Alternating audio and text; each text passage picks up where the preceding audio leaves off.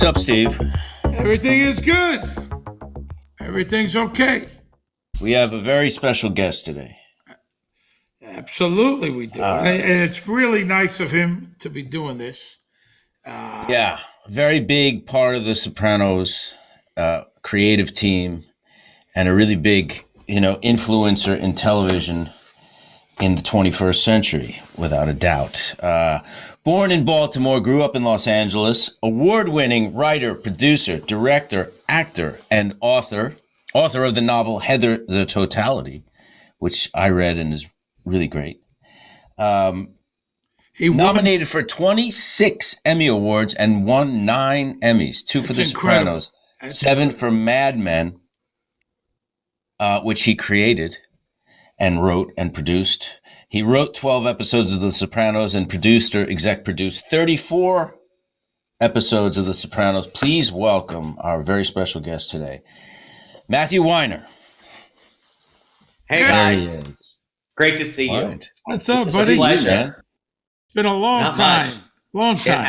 It has. Good to see you. I'm very happy to be here. And it's such a weird thing because I joined the show, the show was the biggest thing in the universe when I got hired.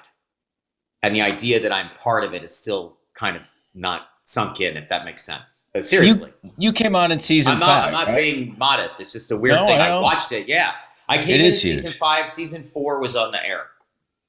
Season 4 was on the air. 2002. 2002. Season 4 was totally. I got there in November, right around the time of the New York Marathon. I remember, and I was given the rest of the season on VHS, and I went home and watched them all in one night. Starting with, I think the first one I saw was Ralphie getting killed. Oh wow! And I was just like, "Hey, now, Matt, I would assume." Were you laughing my ass off? By the way, but you have been working. You've been working in TV. Was it a dream to get on this show, or oh yeah, were you a huge fan, or this was like, I've got to get on that show? My joke was that everyone said, "What was it like? The difference between your previous job and The Sopranos?" And I said it was exactly the same. I sat in a room with a bunch of writers talking about The Sopranos all day. I worked in half-hour comedy. Everything was measured by that show. I wrote the Mad Men pilot right around the same time the show came on. I can say that I'd been working on it for a couple of years, but I executed at that point thinking when the show hit, I was like, I can do this show. But 7.5 years later, like nothing, it was on the air, Mad Men. But I was completely, I was in half-hour comedy and I was on Andy Richter Controls the Universe. Before that was on Becker. And the idea, the joke was in the writer's room at Andy Richter when I got the job that I was the Jackie Robinson of comedy. Like, how did you get on that show? That is like a drama. Even my agents were like, well, we'll send it to him. Because the Mad Men pilot was the thing that got me the job. We'll send it to him, but, he's not going to read it. Blah, blah, blah, blah, blah. And then I got the job, or I got the interview. And they were like, are you really going to relocate to, I'm like, to play for the Yankees? Yes. Wow. All right. So how'd that go? So and in fact, I got to tell you one more thing, is that when I got there and the first season started and David Chase was complaining about the promotion, that the promotion wasn't enough. And I was like, I can't believe, because every show, that's all you do is you complain about when the show starts launching, like we're nowhere, like where are the ads, blah, blah, blah. And I said, HBO has rented every space except for the inside of my eyelids. You have no idea how many people know about this. And I think part of my energy that I added to the show when I came there was letting them know what a big fucking deal it was. Because they're kind of, David was always so stressed. I knew when I had my own show finally, but David was always wanted it to be amazing, felt a tremendous burden for it to be amazing. Terry was there, Robin and Mitch were there. I was hired with some other writers who they call it Survivor Long Island City. Not everybody made it. But it was, I knew that even if I got fired right away, that it had changed my life. So that was like, career-wise, that was, why not? And then I ended up, being there for 4.5 years. So, Matt, let me ask you. So you wrote this. You wrote the Mad Men pilot early on. Did your agent get you get David the script? Is that it? And he read it? No. So It how didn't did work that David? way. I mean, he did. Yes, he did eventually. But Yeah, but tell me how it happened. Tell me how. Well, I mean, it was submitted to HBO. Mad Men was submitted to HBO about 5 times. I'm not exaggerating. No one looked at it, and I realized that I needed like a I don't know, a spokesperson or some experienced person. I was like a supervising producer at that point, and I wasn't when I wrote it. I was even lower level. All those producer credits are writing titles. So I've been working for a while, and I wrote this thing on spec. But I mean, I was not a showrunner, and they didn't even use that word. But I needed somebody, so I asked them, because I was at the same agency as Alan Ball and David, to send the script to him, and they said no. They sent it to HBO, and HBO was not interested in it. And finally, my manager, actually, at the time, who's no longer my manager, but he kind of got to David's agent, to Peter Benedict, and he said, "You have to read this." Peter read it, gave it to David, who was hiring. And in the middle of all of that, all of a sudden, I got a call from David Chase. And I was, Linda, who's my ex-wife now, but Linda was like very superstitious. She's like, "Don't talk about this at work." I had the lunch call. I had the call during my lunchtime, and I had so much I wanted to ask him about, because he was already an inspiration. Honestly, I am the same age now that he was when The Sopranos hit. So the idea that no matter how long I've worked, eventually I might be able to express myself the way he was an inspiration. It happened to him. He'd been successful on TV forever. He was kind of a wunderkind, actually. He'd been writing since he was very young, but that show happened to him at an age that was hopeful for people who were sort of struggling in the trenches. So he was already that. And then I talked to him on the phone, and the incredible thing was all he wanted to do was talk about the Mad Men pilot. And I remember, and you know how much he talks, so there's a lot of silence. He said a lot of very complimentary things about the Mad Men pilot, and then he said, and ironically, by the way, he was very interested in how old I was. I know he didn't ask me, because I don't think that's legal, but he wanted adults on that show. I was 37. He did not want 25-year-olds on the show, which is very unusual for TV to begin with. And I remember saying to him something about how it reminded me of a Russian novel or something, and he goes, "Oh, I've never read that stuff." And I was like, when I got there, I realized, and when I started having people say stuff to me like that, I finally understood what he was doing, but he was so full of shit. Right. But it was crazy. I remember, honestly, flying out there was the first time I'd ever flown first class. They flew me out there for the interview, and I had 24 hours, and I was staying in Midtown, and I figured out, because I'd never been to Long Island City, how to take the train to the interview and everything. And I got there an hour early, and I said, "Well, I'll just walk around."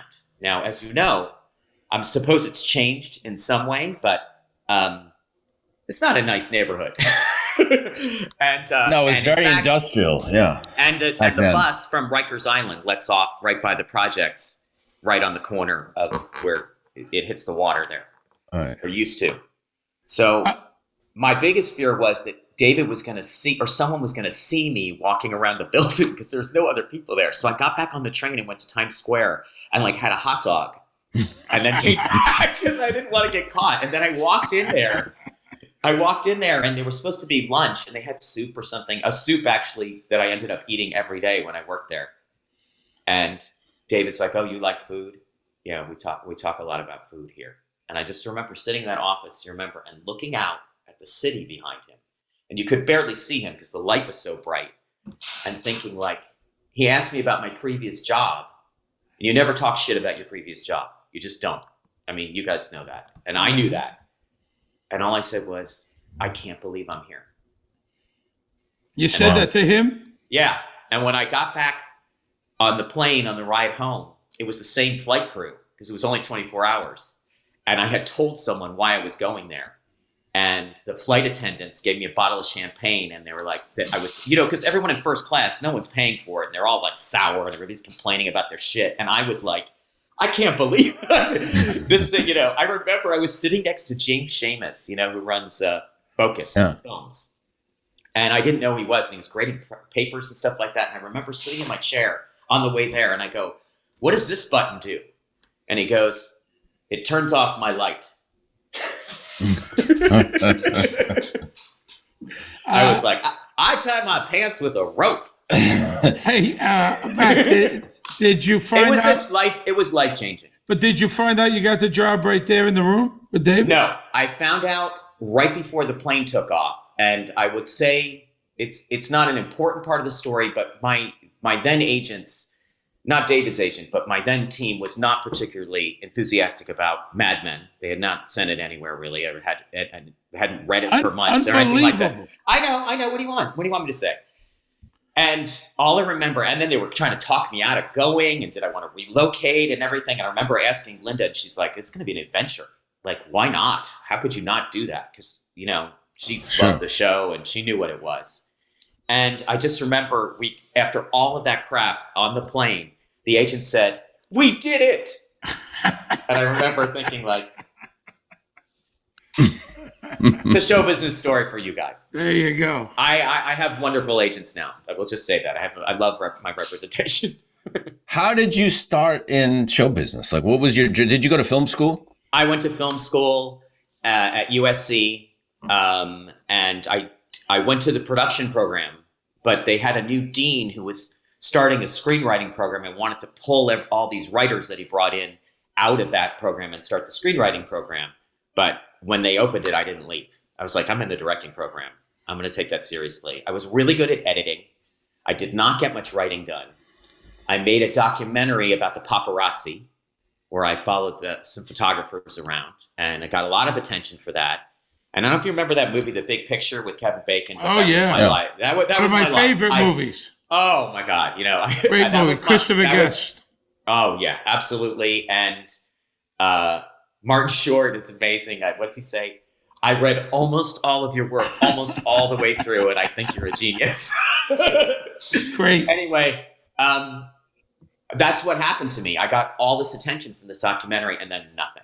And I had just gotten married, and I had a couple of really, really rough years.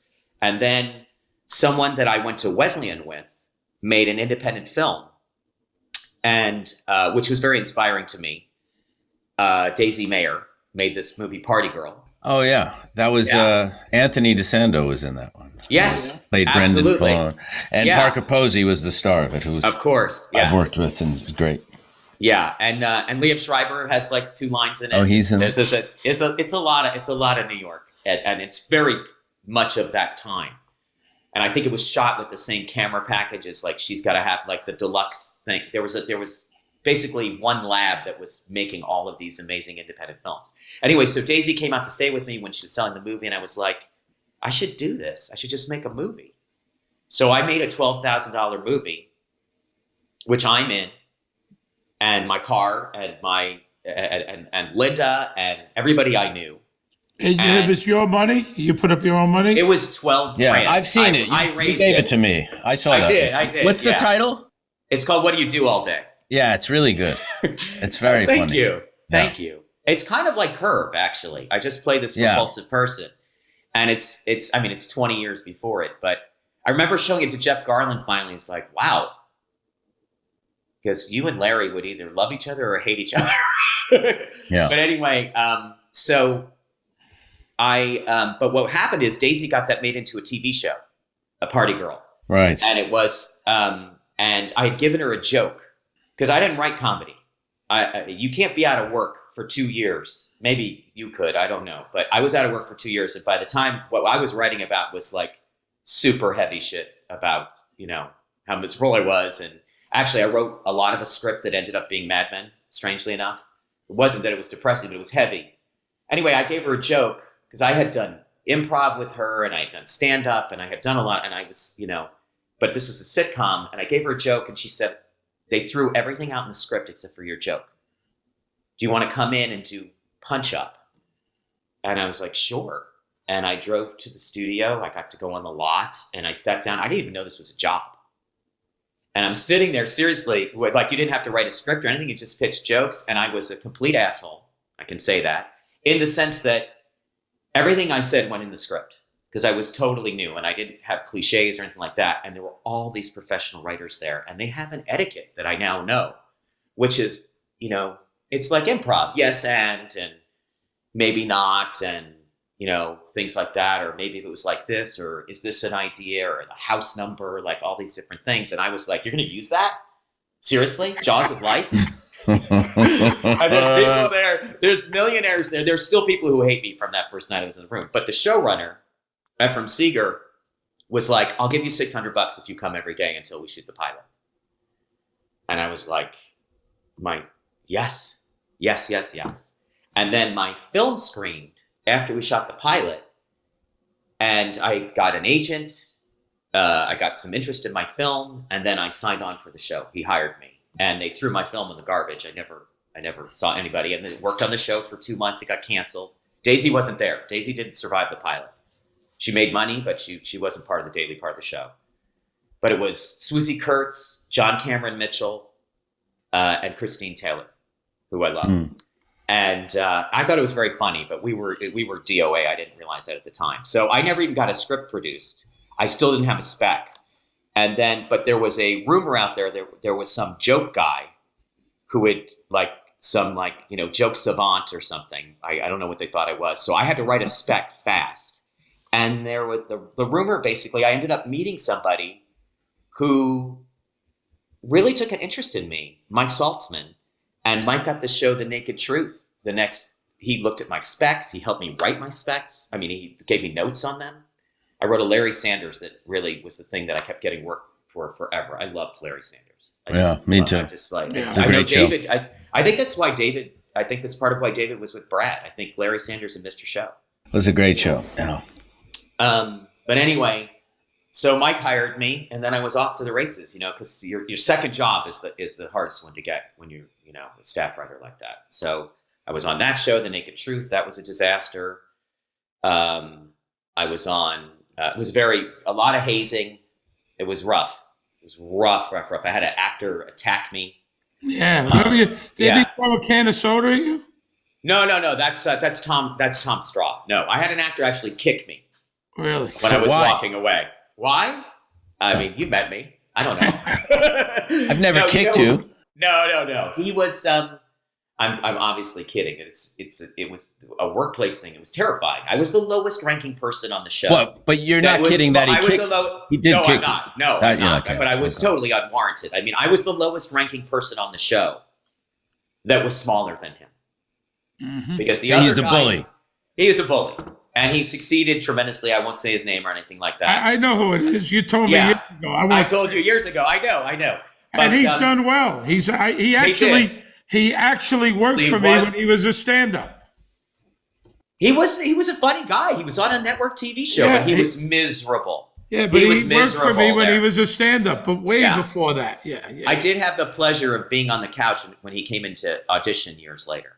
Oh. I was helping somebody else out, and he walked in, and he just looked at me like, fuck. Yeah. And I was like, hey. And he went like this. I'm not getting this job. Yeah, but no, I know. He didn't even say that. He was like, can we hug? And I was like, and then somebody, whatever. Anyway, it was a lot of hazing, a lot of brutal work, brutal hours. Everything that could be bad on a show was bad on that show. The star didn't want to be there. The writers hated each other. The stars hated the writers. The network hated the show. It was about paparazzi, and Princess Diana was killed during a chase at the beginning of it. So the show got pulled briefly. It was like everything that could go wrong. And then I got another job, and it just kept going. Then I got on Becker, and I was there for like 3 years. But that's where I wrote Mad Men, because I was like, I fell into this thing, and I'm good at it, and I was learning how to write scripts, but this is not what I wanted to do. So I wrote Mad Men for free at night because I wanted to. Because my mentor at the time, Tom Palmer, who was the second in charge on the Naked Truth, he basically said to me once, I was complaining about Becker because I really felt unsatisfied there. And everybody was nice and everything. And, to some degree it was, Ted was nice, whatever. It was a successful show, but I really was not satisfied. And I remember him saying to me, well, if you can write, you can change your life. And I took it very seriously. So that's what Wow. that's how I wrote the Mad Men pilot. And I wrote it at night on my own. I researched it for like 2 years, spent a lot of money buying VHS tapes that were very expensive, did a lot of research instead of writing, and then I just pulled the trigger and I wrote it and I sent it to my agents. I was like, this is the best thing I've ever written, and nobody read it. And then Wow. HBO passed, FX passed, Showtime. Did everyone Everybody passed. In fact, it's kind of a lesson that I share with people, which is not the persistence thing. You have to be tenacious to do any of our jobs, Sure. but you really can't hold a grudge. You just can't, because you don't know it. But when you go in to meet people, no matter what your pedigree or whatever they have on their mind, they do want it to be great. They want what you're doing to be great. And if they're disrespectful or disinterested or whatever, I mean, I never had a meeting at HBO. I never even had a meeting. They Amazing. passed on it so many times. And even after I got on The Sopranos and David gave it to them, they still didn't. Well, respond. that eventually cost somebody their job there, I believe, right? It did. And it cost them a lot of money. Sure. And although I don't know if the show would have been as good if I'd been there, because I was really left alone at AMC. I had the most experience in television of anybody who was working there, and they deferred to me. And even after it got bought by Lionsgate, they tried to sort of be more intrusive and had their own rules about what it was, which was really just like, how cheap can we make this? I mean, but they still started giving notes. I hadn't seen any of that stuff. I hadn't seen notes at all. I was with David. David Chase. By the time I got to The Sopranos, it was $1 billion concern, right? I mean, there's like the DVDs had come out from the first season, which nobody wanted to do and was totally counterintuitive. And once the DVDs were, I mean, I don't know. I think it was, I don't want to talk about what the dollar values were, but it was the most popular DVD, probably still is. Just like Everybody bought it. Nobody opened it. They just had it. So David had been vindicated in many, many ways. And he was treated with great respect, and there were still budgetary concerns and so forth. Then we all know about contractual grinding people down and all that other stuff that nobody wants to share, and all the realities of corporate America. But David ran the show, Right. having, the way it was. And I remember them saying, well, this is too long at some meeting. And he just took the script and he just ripped 7 pages out. He goes, there, now it's not time. And they're like, whoa, David, that's not what it means. He's like, no, I mean, you wanted it to be, 65 pages. Now it's 65 pages. So he wasn't getting creative notes at that point. No. I think I'm not qualified to talk about it. I never witnessed any creative notes. I witnessed, financial concerns at times. Sure. I went through the whole thing about whether he's going to do another season or not. And I lived in limbo with the rest of you. Yeah. But in fact, I was, it's just a weird thing about how much money there is and how hard it is for them to share it. And I experienced that, the rest of my career. But yes, everybody passed on it, and you have to just like go back in again, And by the way, when Mad Men finally happened, there was a lot of people sort of baiting me, even when it just came out, like it wasn't a success by any means. Not even, the first season too. I mean, I didn't even know anybody had seen it. But people right away reporters were asking questions like, is this like The Sopranos, or like HBO passed on it notoriously? But when I was like, I don't want that job. I don't want the job of having to pick shows. I really don't. But I do know that HBO was, maybe still is, very, very oriented towards successful people. So, if you look at the list of people who were on 6 Feet Under, Rome, The Sopranos, I mean, other than Terry, I don't think anybody ended up moving on at HBO. And there's Jill Soloway. There's a lot of people who ended up with successful shows. And at the time, there was nothing on TV that was successful that HBO didn't see first. Mm-hmm. So it's hard. But it worked out better for me. But Matt, what you say they don't want to share, it seems to me, and I've been doing this a long time, they only pay you if they absolutely have to pay you. Yes. If you're going to walk, if you're going to whatever, and they need you, then they're going to pay you. Otherwise, there's no, hey, let's do the right thing. Let's share a piece of the pie. There's none of that. The crazy thing is, though, if they promise you 1 penny out of every dollar, they really try not to pay you the penny. Yeah. Like, what are they doing? I had finished 4 seasons of Mad Men. We'd won 3 Emmys in a row, 3 Golden Globes in a row. I just finished the 4th season. We'd won 4 Emmys, actually. And I was in Hawaii on my very brief break, and my contract was up. And I called David Chase, and they printed some article, Lionsgate, saying that they were replacing me. And I said to David, on Mad Men? Yeah, that was Oh my the contract. That was the opening gambit on the negotiation. And I said to David, I go, what is this? And he goes, Matt, you heard of hardball? This is hardball. There's millions of dollars at stake. Just remember, you have your pencil. Oh. And, you know, I actually have to say, I don't want to get emotional about it, but the last time I saw Jim was right after my negotiation, which involved them threatening to cut the cast. People who've been on the show since the beginning who were really, really essential.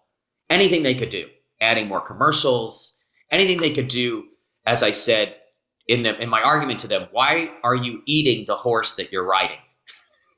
Why can't we just like ride the horse? It's like, and I kept quoting David and saying, this is a 30-year business. Why are you worried so much about next quarter? All of it's in Mad Men, by the way.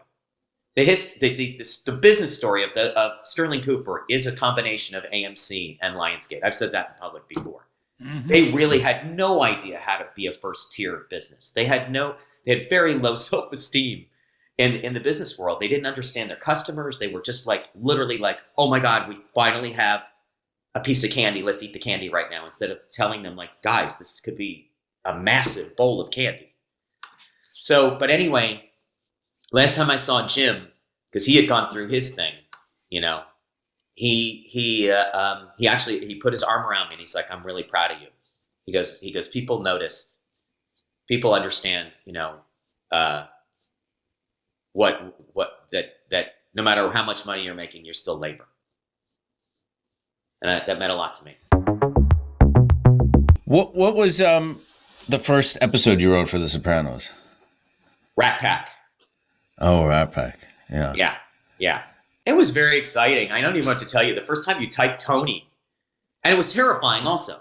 It was terrifying because I was imagine, like, sure. I remember thinking like, all the writers went off on vacation after we broke the stories, but they gave the new people, we had to do our script over the Christmas vacation. And I went to Big Bear for a couple of days with my family. And then I went back to New York. And I remember, I wanted to finish it a couple days early so I could look at it. But I remember looking at the thing at one point at the outline and saying like, hey, you said you wanted to write, because David really left a lot open. And he gave you amazing stuff, and I knew it was a draft, and I've never had a problem. It's probably part of my success is that I'm a good mimic, and I wasn't going to open every scene with, "Oh, there he is," or or say forget about it, or whatever else it is. I knew that. I also didn't know shit about the mafia other than what I'd seen in the movies, which really? David said, "Don't worry about it," which was true. That's great. And he said, "Don't worry about it," because that's not why you're here. But there you go. Have the pressure of writing for the greatest character ever on TV. That's your thing. You have to sit there and write. Tony says, "Here it is." Right, Tony. Right. I had a lot of Uncle Junior. Yeah. Who I think that, you know, I'm pretty sure that he asked me who my favorite character was, and I think I said Christopher. I'm pretty sure. I'm not just saying that. And I said, or Uncle June. I said, but we're taking Tony off the table. And he was like, I don't know. It was the right answer. That's all I could say. It was the right answer. I don't know what a wrong answer would be. But yeah, you're kind of intimidated by it, and it's existing and it's new. And I had watched him breaking the story. I loved everything that they were doing. It was so intuitive the way he worked. And honestly, I almost got fired like a month into it anyway. Not because of the writing, because I was talking too much in the writer's room. Really? Well, I was in the writer's room with you that season 5. That was the one kind of season. Yeah, I remember. By the end, it was better. No? Yeah. Was I okay? Well, no, I think you were fine. I just think the writer's room is a very hard. I mean, I remember one specific day we come in, it was me, you, Terry at that point, and David, I think. And it was, the morning was really kind of slow. And then we were just talking, and we were reading the paper or talking about stuff. And then all of a sudden, David gets up and starts writing on the board, like fills the whole board. And we're like, this is great. This is great. We're all like, wow, whoa, yeah, yeah. And then like an hour later, he's like, this fucking sucks. And he erases the whole, like a whole morning's worth of work, just erased the whole thing. And we were like, and then all of us are just sitting there, including David, like, what the fuck are we doing? And that's like a typical day in the writer's room. And it's obviously very different than a half-hour writer's room where there's all this I wouldn't know. and like a half-hour writer's room is like, it's usually, honestly, it's usually like at the time, half Jewish, half Irish when I was in it. And just a lot of people complaining. And there's always somebody buying a house and always somebody getting divorced. And there's always, like crap going on and a lot of jokes and a lot of stuff that has nothing to do with it. But it's a lot of talking. And I get there and David is just laying on the couch in pain. And Terry is talking. Terry can talk to a wall. Terry's talking. He's got his phone on. He's telling some story about something. And Terry is a raconteur. I would say that. He's absolutely. a great storyteller. And what the great thing about Terry too, John Slattery's like this as well. If he tells you the story and you bring another person and say, tell him the story, you'll get the same performance. He's like, he knows his audience and he knows how to tell a story. But anyway, and I would say like eventually David would get so sick. He would get so sick that he would just get up and throw up on the board. And then you got to be careful about being honest. Now, part of it is you're just mystified because you just watched, David Copperfield appear in like 3 different places at the same time. So you're just like, what is this? And you're not going to call David a genius because he's not going to respect you. So you also are kind of thinking about what it is. And I told people this, like, you don't want to damage the fragility of where the idea is. But what David was really great at is sort of getting the little pieces. I try to explain this to people, like, I'm just going to say one thing about you coming in the writer's room, too. You've heard me tell this before. But I did not know Michael other than from the show. My first day on set, Jim pulled a prank on me, totally embarrassed me. I lived through a lot of like, I was the new guy forever, by the way, for the rest of the show. And I just remember Michael used the word like, I don't remember what it was. It was a big word. It was like, I want to say didactic maybe or something like that. And I was like, oh my God, he's not Christopher. He's like really Oh, he's not Christopher, right? He's not Christopher. He's really smart. And I remember David saying, Michael's the coolest. Michael's a cool cat. It's nice. Enjoy that. But I did almost get fired for talking to him. Were you told to stop talking? No, David never told you anything. In fact, I was lucky. Michael Patrick King, who I knew from Half Hour, was right next door at Sex and the City. And I would occasionally go over there for an infusion of non-toxic blood. Yeah. They were happy to see me. They were laughing, whatever. They're like, how's it going? And I said, oh, we're shooting an old man in the face today, stuff like that. And Michael said, David's not going to be direct about anything. He's gonna be like Tony. He's just gonna one day he's just gonna turn around and stuff a $100 bill in your hand. And it is kind of true. It was always sort of, it was indirect. And sometimes he'd be talking in such an indirect way, you had to like nod. I had no idea what he was talking about. But what he did is that we were there, the new people, and he was talking about ideas. And rather than sitting there in silence, like what Michael was explaining, we were pitching. And the next day we were told not to come in.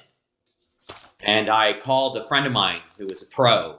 I didn't ask Terry because I didn't know if I could trust Terry yet. It was very scary. It's very intimidating, by the way. Very intimidating. Of course it is. I can't even explain it. That office, like everything about it. I was alone. I'd never been away from my family.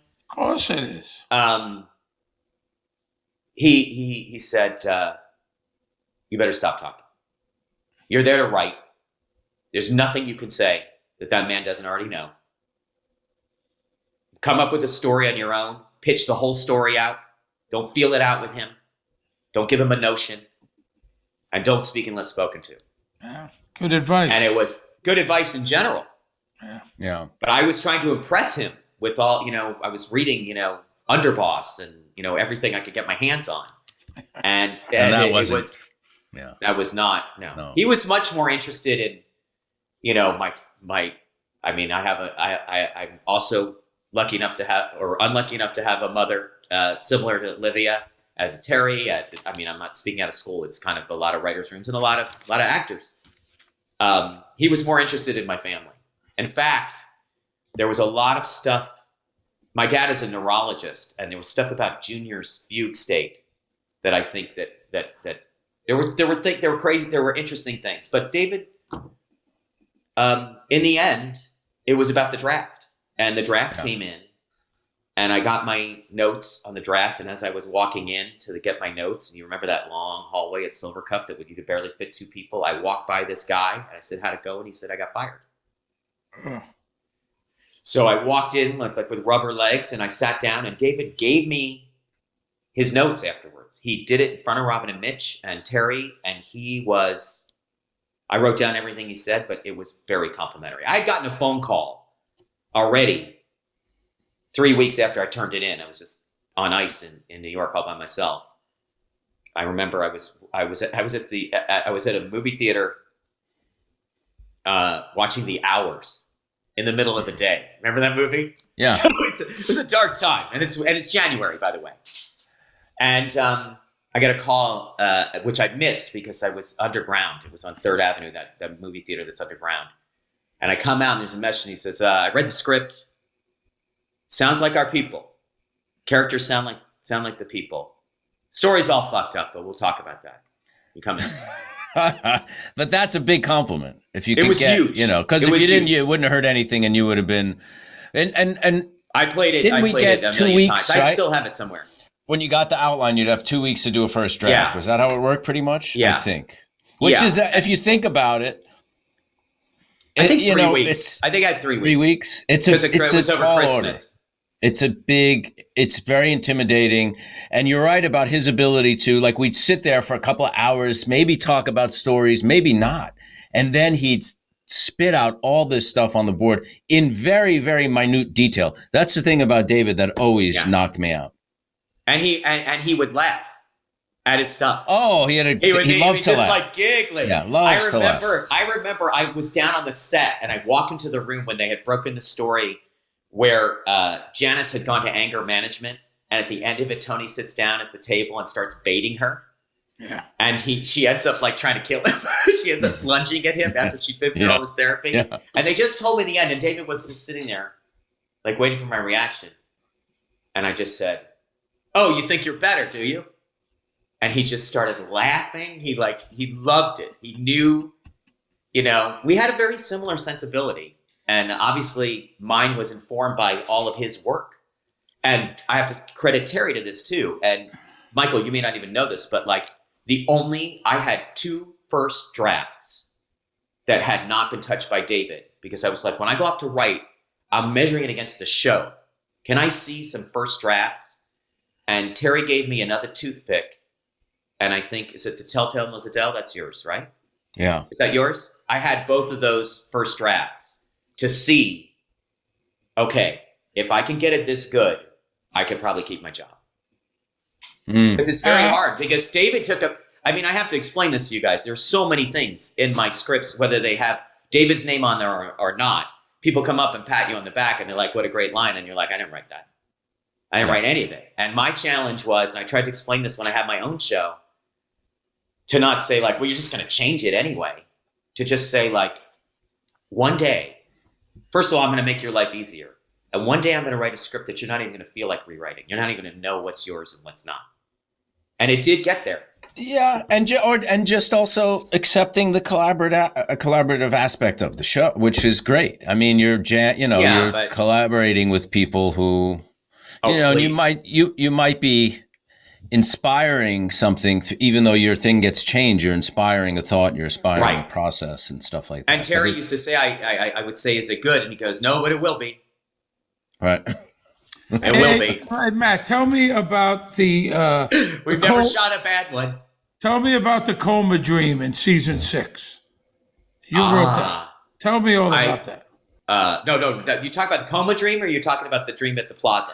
The 20-minute dream? I wouldn't mind talking about both, if you could address both. All right. Well, the coma dream really is interesting. John Patterson, who was a huge part of the show, had passed away, and David had lived through that experience with him. They'd known each other forever. David is an existential person and was very close with John. I think they were friends since grad school. Yeah. And it was John's passing was a spiritual event for David, and I think he wanted to share that, and so he started creating this hospital thing, which we built the hospital and everything, and it was going to go as long as it went, actually, for Tony to be in there and to be shot by Uncle Junior, which was, and then for Tony to be in this other world. And I remember, I don't know if it was Terry or not, but there was a certain point where he was like, this is going to be like North by Northwest. It has to have its own story. And Tony has to be someone else in this other reality. And he's going to be this Kevin Finnerty, I think was the name, obviously, that he came up with. And I remember Jim coming in and showing us that what Kevin Finnerty walked like, that he was a little bit like Alec Baldwin, that he was going to be like this a little bit, not Jim. And he just transformed. It was so exciting. And to have that access to, I say subconscious, unconscious, David was so interested in the intuitive process. And also something I'd never heard before on a television show, maybe in creative work at all. I mean, actors, I guess, say it to each other. But basically, if you understand it, the audience understands it. That is not a point of view that I was raised with in the TV business. It was literally like, no one's going to get that. Nobody understands that. We just got back from the commercial. You better explain it again. That's a 10%er. That's a 2%er. Timmy doesn't like math. There was this Timmy, this fictitious viewer who was an idiot. You couldn't use numbers. You couldn't, seriously. I mean, just it's like David had been in that world his whole career and hated it. He hated network TV so much. There are things in The Sopranos that are just, if you study the history of TV, that are just fuck yous to network TV. Like the first episode I was on, Alan Taylor and I did this walk and talk in front of the Bada Bing. And I thought it was so cool. And David wanted us to reshoot it. He goes, we don't do that here. We don't do that here. That's the Rockford Files. We got to get Jim, James Garner, who David loved. There's nothing bad about it, but it's like, we got to get Jim home by 4. Lay some track and let's just shoot it. Like, Little Carmine had a single in Florida in the pool. They went to Florida to shoot it. David was just like, no, there's not going to be a half a phone call. We're going to shoot the other half of the phone call. I may use it, I may not. Anything. So the idea was that they would understand who Kevin Finnerty was.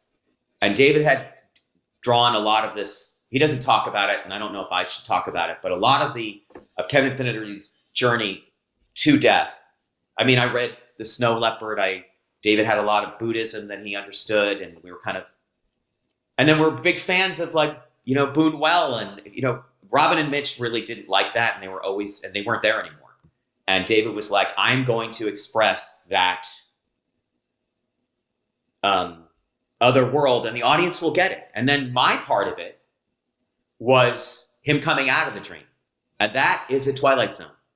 We're huge fans. David's a huge fan. Terry, obviously. I didn't know the Honeymooners like they did. I did not know it at all. But I knew the Twilight Zone as well as David, and better than Terry, I think. It was like a huge part of my life.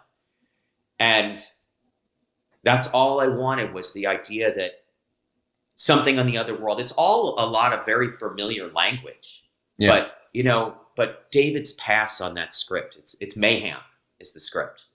David's pass on that script. He loved the idea, that he shows up with the briefcase. There's a lot of stuff that I added to that story. But David's pass on that script was the thing that had the trees blowing like this and Meadows' voice.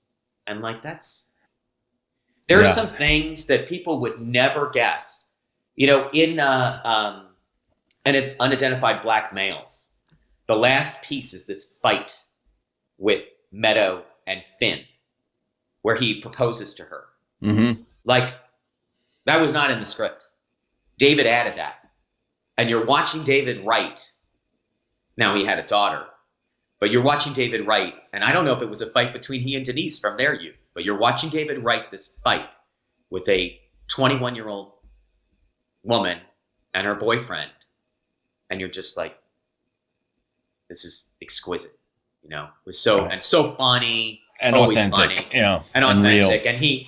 And the first draft of Mayhem, Paulie hadn't gotten kicked in the balls, but he was wounded in the where they got the cash. That was the drug thing dealer, too. Yeah, the drug dealer. That was a thing too, where I had added off the outline and almost lost my job for that, because you're not allowed to stray off the outline.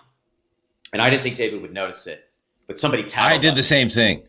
Yeah. But it was so good, it ended up in the show. He was not happy when I did that. Where is this scene? This isn't in the outline. Yeah, I was like, we talked about that. And he goes, the fuck we did. I don't think he even said that. I think he was like, no, we didn't. But it was the scene at the end when they give the money to Carmela. Remember, they were trying to keep the money. They were trying to keep the money as much as they can. Vito and Paulie, yeah. Yeah, and I learned something about actors too, because you really had to defend the script and explain the things sometimes, and or translate information that wasn't clear. Because also we were always cutting the stage directions down, which to make the script shorter, which just doesn't help anybody. I don't know if you're. You may not do it in the rest of your life, but on The Sopranos, the actors read the stage directions. Right. And I just remember at the end with Edie, I said to her, she goes, "What does this mean? I touch my stomach." And I said, you do that thing that you do when you're unsettled. She goes, "I don't do a thing."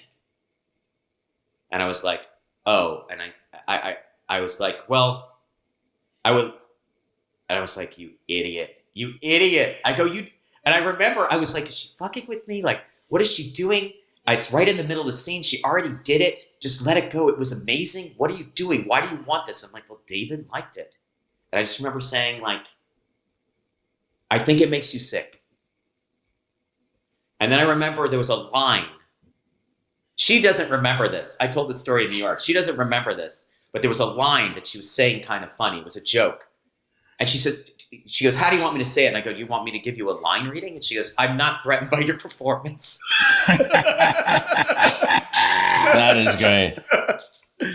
But they were scary. They were scary. Of they course. were scary. Jim and Edie were scary, and you didn't want to fuck with it. And they could fuck with you, but I was like, I couldn't believe it. I mean, no one, I don't know, people talk about this. James Gandolfini was the first actor that was actually bigger than I imagined him being. Usually you meet the actor and you're like, he comes across on screen. I was just like, wow. What about Tony Sirico? Did he give you any? Tony Sirico? Did we have any workplace offenses? Yes. Did he give you a hard time about stuff? No. He was sweet to me because I think Terry told him I was good. I was okay. And I also had written a bunch of jokes for him. And I think the most out of line thing that Tony Sirico did was he showed one of my kids his nickel plated gun that he had in his waistband at catering. I was like, I didn't know about that. The only Tony Sirico was, I can't believe that I came in contact with him. He was a joy to write for. It was funny too because he is a naturally funny person. But I remember there's that thing in Mayhem where he's going on and Tony's like banging on the wall and the other thing. He goes, "So I says to Ma," which was David's joke. He's like, "What would he say that's going to make Tony want to die?" He had so much character and, it was a joy. I mean, I got lucky with my own cast on Mad Men, but that was the first time in my life when I was writing dialogue and I knew that it was going to be better than I wrote it. And it was going to surprise me how it was going to be better. Can you go into a little bit how you approached the test stream? Like, what was the how was that test stream? Okay, tackled? so It's an interesting thing because it actually came out of a very concrete problem, which is that Tony and Carmela were separated, and they had to be brought back together. That was what we felt was going to happen. That's what David wanted to happen, and you don't just make that happen. They had a lot of shit between them, and there were some things, that David had made jokes about. There was a line I remember when Tony was like talking to Silvio. He might have been Christopher, and he's like, "How do you enjoy living alone?" When he was living at the mother's house, and he's like, "I get up whenever I want to. I fuck whoever I want. I do whatever else." And he goes, "So what's the difference before?" And he goes, "I don't know. It's a mindset." Right, exactly. I do remember, by the way, on Rat Pack, David laughing out loud when he was giving me notes about the scene where Steve Buscemi, where Tony B was giving massages to the guys in the back of the pork store. Pork store, yeah. And then Tony added that, and then David added that line: "This is a place of business, not a Jack LaLanne." So what happened is it became this thing, and it's funny because it was my first season on the show.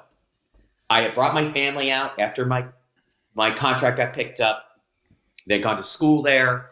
They'd spent the summer there together. I was working and shooting, and I don't even know what to tell you, but it was an amazing, amazing experience. And I didn't know if there was going to be more of it, but I loved it. And I was actually had moved to a place by myself without my family. And we talked about this dream as having some rules, because we're big Boone. I like Boonwell. David likes Boonwell. David Lynch is a huge part of the show.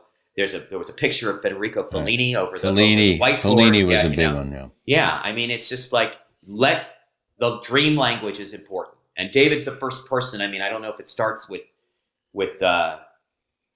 probably Isabella. Isn't that the first one where the entire episode is like in another world? So, I mean, just seeing that on TV and seeing it executed in like a really great foreign movie, American movies do it too. But even, we talked about Hitchcock and about how you can make things feel like dreams. But then there was a logic that was superimposed on it, which was we decided that everything had to happen in an order, that you couldn't just throw them around. There had to be a story in the dream that had to go in that order. And then it became this mood. It became this mood of us talking about our dreams and us saying, like, what is going to bring Tony back home? Well, he found out that Carmine had died, right? I think Carmine Lupertazzi died in the beginning. That was my first episode, was the funeral. I remember that. One of many. And I got to see the casket that had been used in every episode of the show. We had that on Mad Men. We had a mattress, because you could buy an old mattress. So we had a mattress made. It cost $2,000 with a fake antique ticking on it. And every time you saw somebody change sheets in Mad Men, we would take this mattress out, just like that. They would use that casket on The Sopranos. We own a casket. Let's change the color maybe for this episode. But from what I remember, it was a series of events. A lot of it was just like really intuitive. And about my loneliness at that time, I walked around the plaza, that whole thing with like the harp and the dream and then the mini bar and then David had things that he wanted to see some of these people. He wanted this to be like Tony's coming to a crossroads in his life. And so everything worked up to that. And I think the scene that was added after the dream was done, because my whole thing was like, everybody's telling Tony that that he's homesick. He's homesick. Right. He's homesick for himself, maybe. And then David added this thing with the coach at the end. Yeah. Which really kind of clarified it. But honestly, I didn't write this part. And it's one of the most awesome things I've ever seen in my life. I saw it on the page, and then when I will start to cry if I think about it. That phone call between Tony and Carmela, that reconciliation phone call that had been earned by Tony going through hell in that dream and seeing what his life would be. I mean, it's part Christmas Carol, all the ghosts are coming to visit. There's a lot of It's a Wonderful Life. There's a lot of the alternate universe cliches, if you want to say, but they're done so specifically to Tony the way our dreams are. And they have this conversation. He hears the dog barking, and Carmela's in bed, and he's in bed, and he keeps saying, "Is it light where you are?" Yeah. I get emotional at it because the Jim thing is very. I don't know how you guys, talking about the show, and talking about that man's access to his vulnerability. Yeah. It's all of you were amazing, but it's really hard thinking about it. It is. It is hard. Especially, we haven't watched the show in 20 years, since we started this, Matt, and we started April 6th. And to go back, and Jim is gone, and so many people are gone. I know. From the show. And it's very bittersweet. It's great seeing them, and it's great. But, yeah. It's I got to tell you, I had the pleasure of watching my kids watch it. And sitting there and watching Janice shoot Richie, spoiler alert, and seeing with my kid who was like, "What?" And I called David. I go, "If you saw that thing still works," and I wasn't there at the show at the time, but I was in my living room like the rest of America when she shot him, and then everything that David thought was funny, they laugh at, which I love. That's great. And everything that there were people who watched the show at the time, and this happens with Mad Men too. I think that you got to have a mindset to understand that there's comedy going on, and they may think it's silly, and maybe they feel superior to the actors or something like that. But at a certain point, and Terry Winter, Terry's one of the funniest people I've ever met in my life. Very funny. So sometimes I give examples to the writers, and I say things like, "Do you remember this thing?" I can't even say it without laughing. When Tony goes, "Christopher, I need to talk to you," and Christopher walks in and he goes, "Is this about the Easter baskets?" Right. That is funny. And he says, "I don't even want to know about that." I don't even want to know about that. That is like a whole story Right. that we never see, that you could just like put it together. There was a good thing. I think it might have been he's worried about. Yeah, my last episode was Silvio had they killed Artie, and Silvio was stuck with the dog. Do you remember that? Silvio was stuck with the dog. Yeah, Artie Pasquale. Not Artie Bucco. No. And Michael, we got to be in Hollywood together. That was an amazing experience. Yeah, also. that was really Lauren fun. Bacall and everything. That was amazing. But yeah, all I can say, that's sort of how the test stream happened. And I think David was super worried that the audience would hate it, and I think that they did, a lot of them. I remember I did an episode with Vito where he had a voiceover, and the audience went nuts, and they're like, "This isn't real." And I remember saying, like, none of it's real. Like, who are you to decide how we tell the story? Yeah, having the guts to take those risks. He was fearless. That's what's great. I got to be there. I said, I got to be there for like Rubber Soul. Yeah. David really was like, I've done everything. I give them everything they I'm never going to give them everything they want, but I'm going to play this. The story will tell us what to do. And it was, I don't know if I told you this also, but like, I didn't know that Adriana was going to die, because I got there for season 5 and it was theoretically the last season of the show. Right. But there was no more. And David didn't tell us because I was a stranger. He didn't tell me till like very deep in, till like I was writing like episode 9, I think. Wow. And I knew Terry was going to do 11, which was what it was. And I can't remember what it was. I wish I did, but he told some alternate version of the show ending. It had something to do with, the rear view mirror and seeing New Jersey in the rear view mirror with the roadside, which ended up being in the episode. Oh. But it was such an education.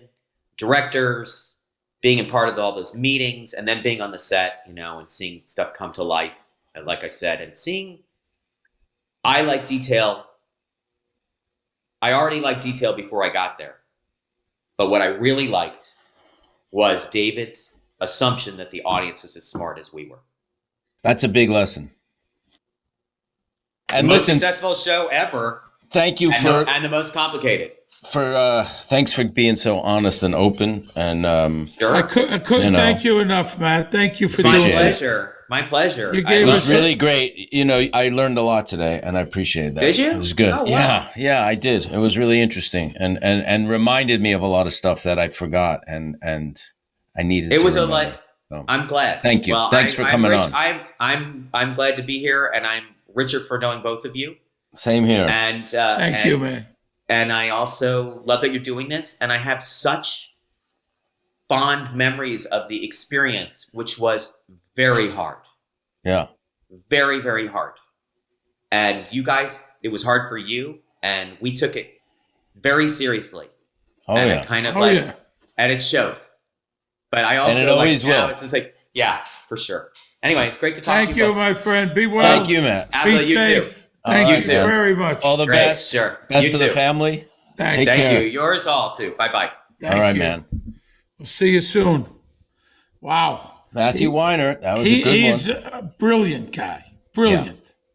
A lot of insight to the Brilliant. making of this show. That's a lot of So good smart. information. What I forgot to ask him about was when he, I think he won Jeopardy. He was a Jeopardy contestant, if I'm not mistaken. Before The Sopranos? Yes. Yes.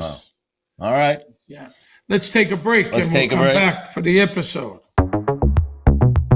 I enjoy talking to Matt. He's always an entertaining guy, brilliant guy. Oh, yeah. I'll tell you that. Very, now, very let me talented. tell you something. Can I tell you something? Yeah, You know, please. we won the Webby a few weeks back, a month ago, whatever it was. And I'm going to tell you the best part of winning the Webby Award. I'm forever known as Webby Award winning actor Steve Sharippa. Forever. Like when I die, like when you're an Oscar winner. Webby you go, Award-winning podcaster. podcaster, actor Steve Sharippa. So when you go, someone dies, they go, Academy Award winner. That's always with you. So I put together a little preliminary obituary for me. Are I'm you fine-tu- obsessed with death? I mean, what is this? I'm fine-tuning this, but here you go. Webby Award winner Steve Sharippa, best known for his role as Bobby Bacala on The Sopranos and Anthony Abbott of Marco of Blue Bloods, has passed away.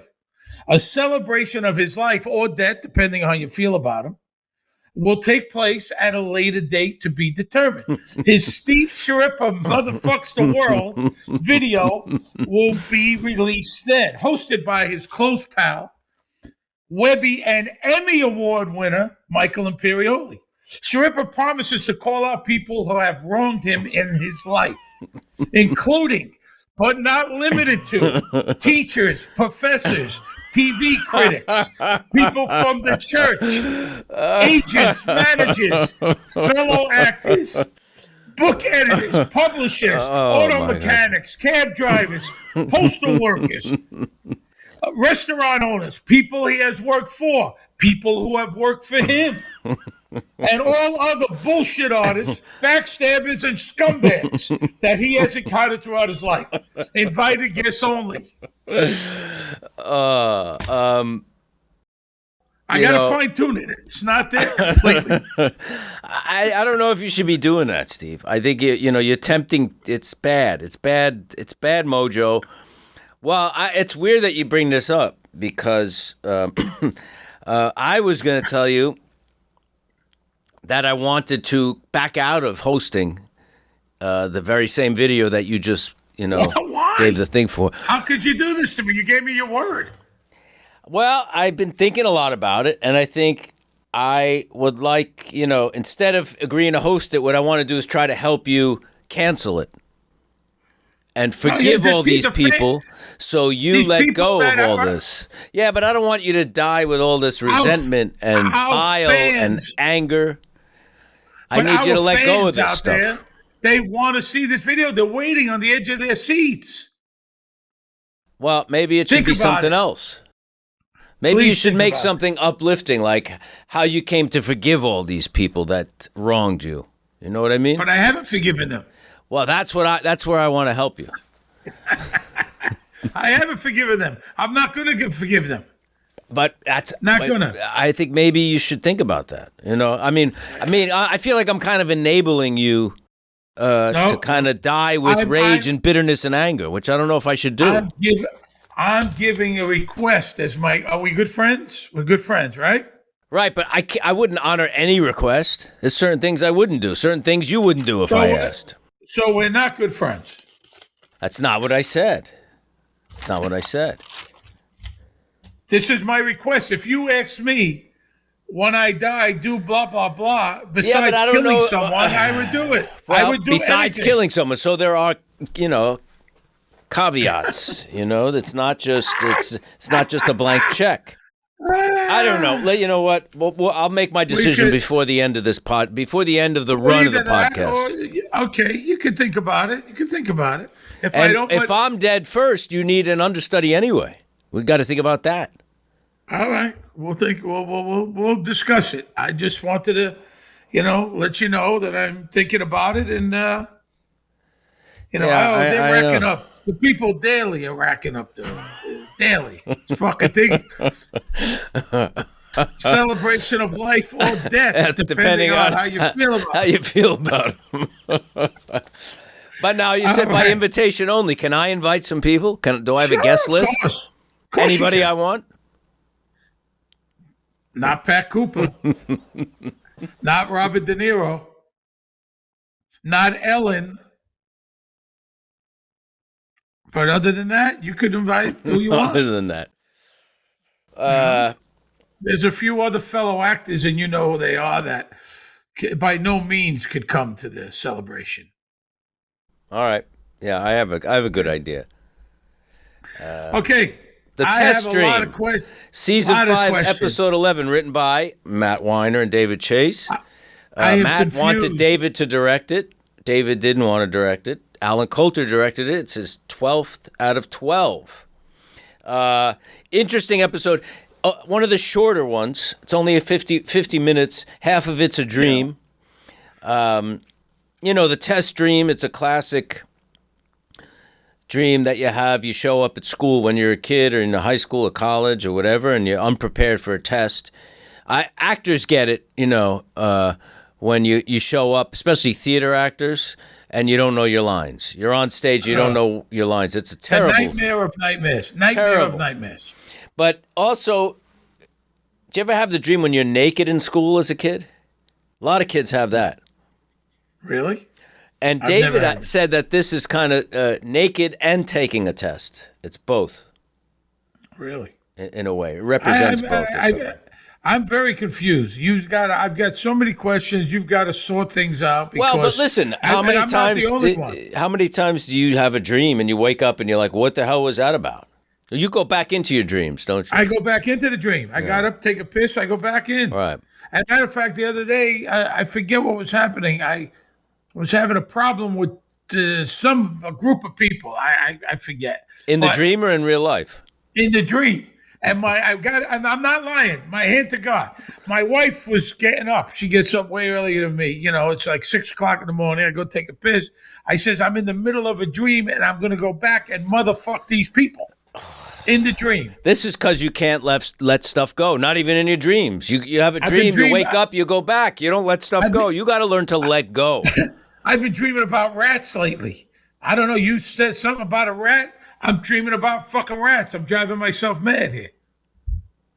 Yeah, you're driving yourself mad is right. You're driving me mad. There's a lot of classic symbols in dreams. Like elephants, snakes. What does that mean? Elephant usually means you need to focus on higher consciousness. Snake can be positive, inner transformation. A lot of images deal with transformation, evolution, like ladders. You ever dream with ladders? No. Pregnancy? I usually dream. You know what I did? I dreamed, Stevie was on the show. I had a dream. I went to Portugal. Stevie was there. He said, come on, let's get on. Call me. Come over. Let's go to Portugal. Went to Portugal. There's people I didn't know. I talked to another friend of mine on the phone. Well, you were supposed to go to Portugal with us, and you couldn't come. It's a movie. Yeah, I don't understand what that meant. I don't know if it means anything, you know. I think a lot of times it means nothing. I think It means things are something, just but things. it's not so literal, you know. As we can in thoughts we always try to make sense out of everything, and the unconscious doesn't always make sense. It just kind of expresses things, you know, like Do abstract art. you? Yeah, but isn't there also you eat some funky food, you have bad dreams? Oh, No, all the time, man. anchovies or All the stuff time like when that. or eat really heavy.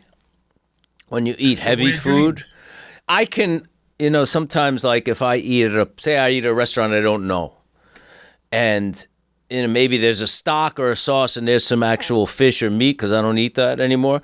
I know when I go to sleep how the quality of my sleep if there was something like that in there. Yeah, yeah. I understand that. Yeah. You are All right. what you Well, eat, right? is that true? I don't know. We're gonna Yeah, of start going course it's down true. that road. I don't know. So what? Well, what do you mean? You are what you eat. I ate a chicken sausage earlier. I'm a Right. chicken Well, sausage. the components of that, the elements, or you assimilate into your body, of course. I mean, whatever's. Well, if you think of it that way, it sounds horrible. I don't even. I It don't is want to that think way. about it. Horrible. Valentina's bedroom. Great Leslie opening Bacon. shot, right? Just an empty frame of this room, and all of a sudden you hear the lovemaking. Jim rises up into the shot. Great Alan Coulter flourish.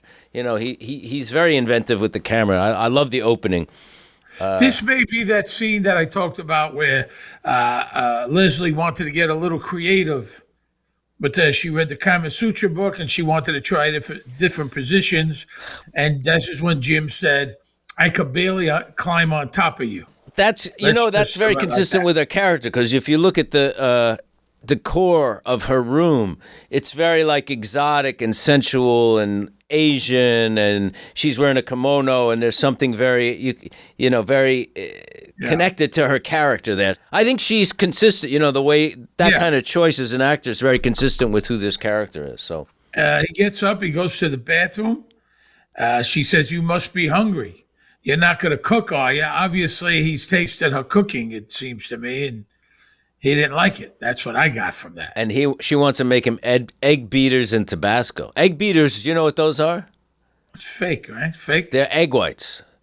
They're egg Oh, is whites that in it? like a carton. Container? Yeah. Yeah. Like Which a I don't like egg milk white. tea. I like eggs, but I don't like egg whites. Egg whites Yeah. alone, like as That's instead like of a phony LA thing, I give think me it's an gross. egg white omelet, that kind of I stuff. can't eat that.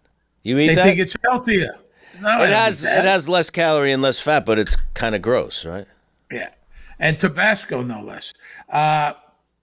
Then she's talking about, did you look at the brochure? He said, what is it, sneakers or something? It's sandals. There's a places, where did we go? We went to beaches. I think it's the same owner. Yeah. Beaches and, we went to, where'd we go again? We went to Jamaica. No. Negril? Negril. Negril? Yeah. Yeah. You're getting divorced. I see you less than before. Is it too much to ask for a little bit of attention? And then, of course, her robe catches on fire. Tony's been trying to get out of this relationship. Yeah, had and he's enough not of it. interested in the vacation. Didn't we go on a glass bottom boat and there were people from the swingers resort like swimming naked? Was Yeah. that? Yeah. Yeah. We were with the kids and stuff, and We there's a were bunch with of our people kids. naked swimming off the boat. We went with our family. We were on the. We take. They were So all we were at naked. this It was resort right with our next to each family, other. wives and kids. The kids were little. It was a long time ago. Yeah. And we take a glass bottom boat ride, and it's the Caribbean. It's Jamaica. So there's another resort across the way called, what was it called? Like It's not is it Club that Med. It's Scandals.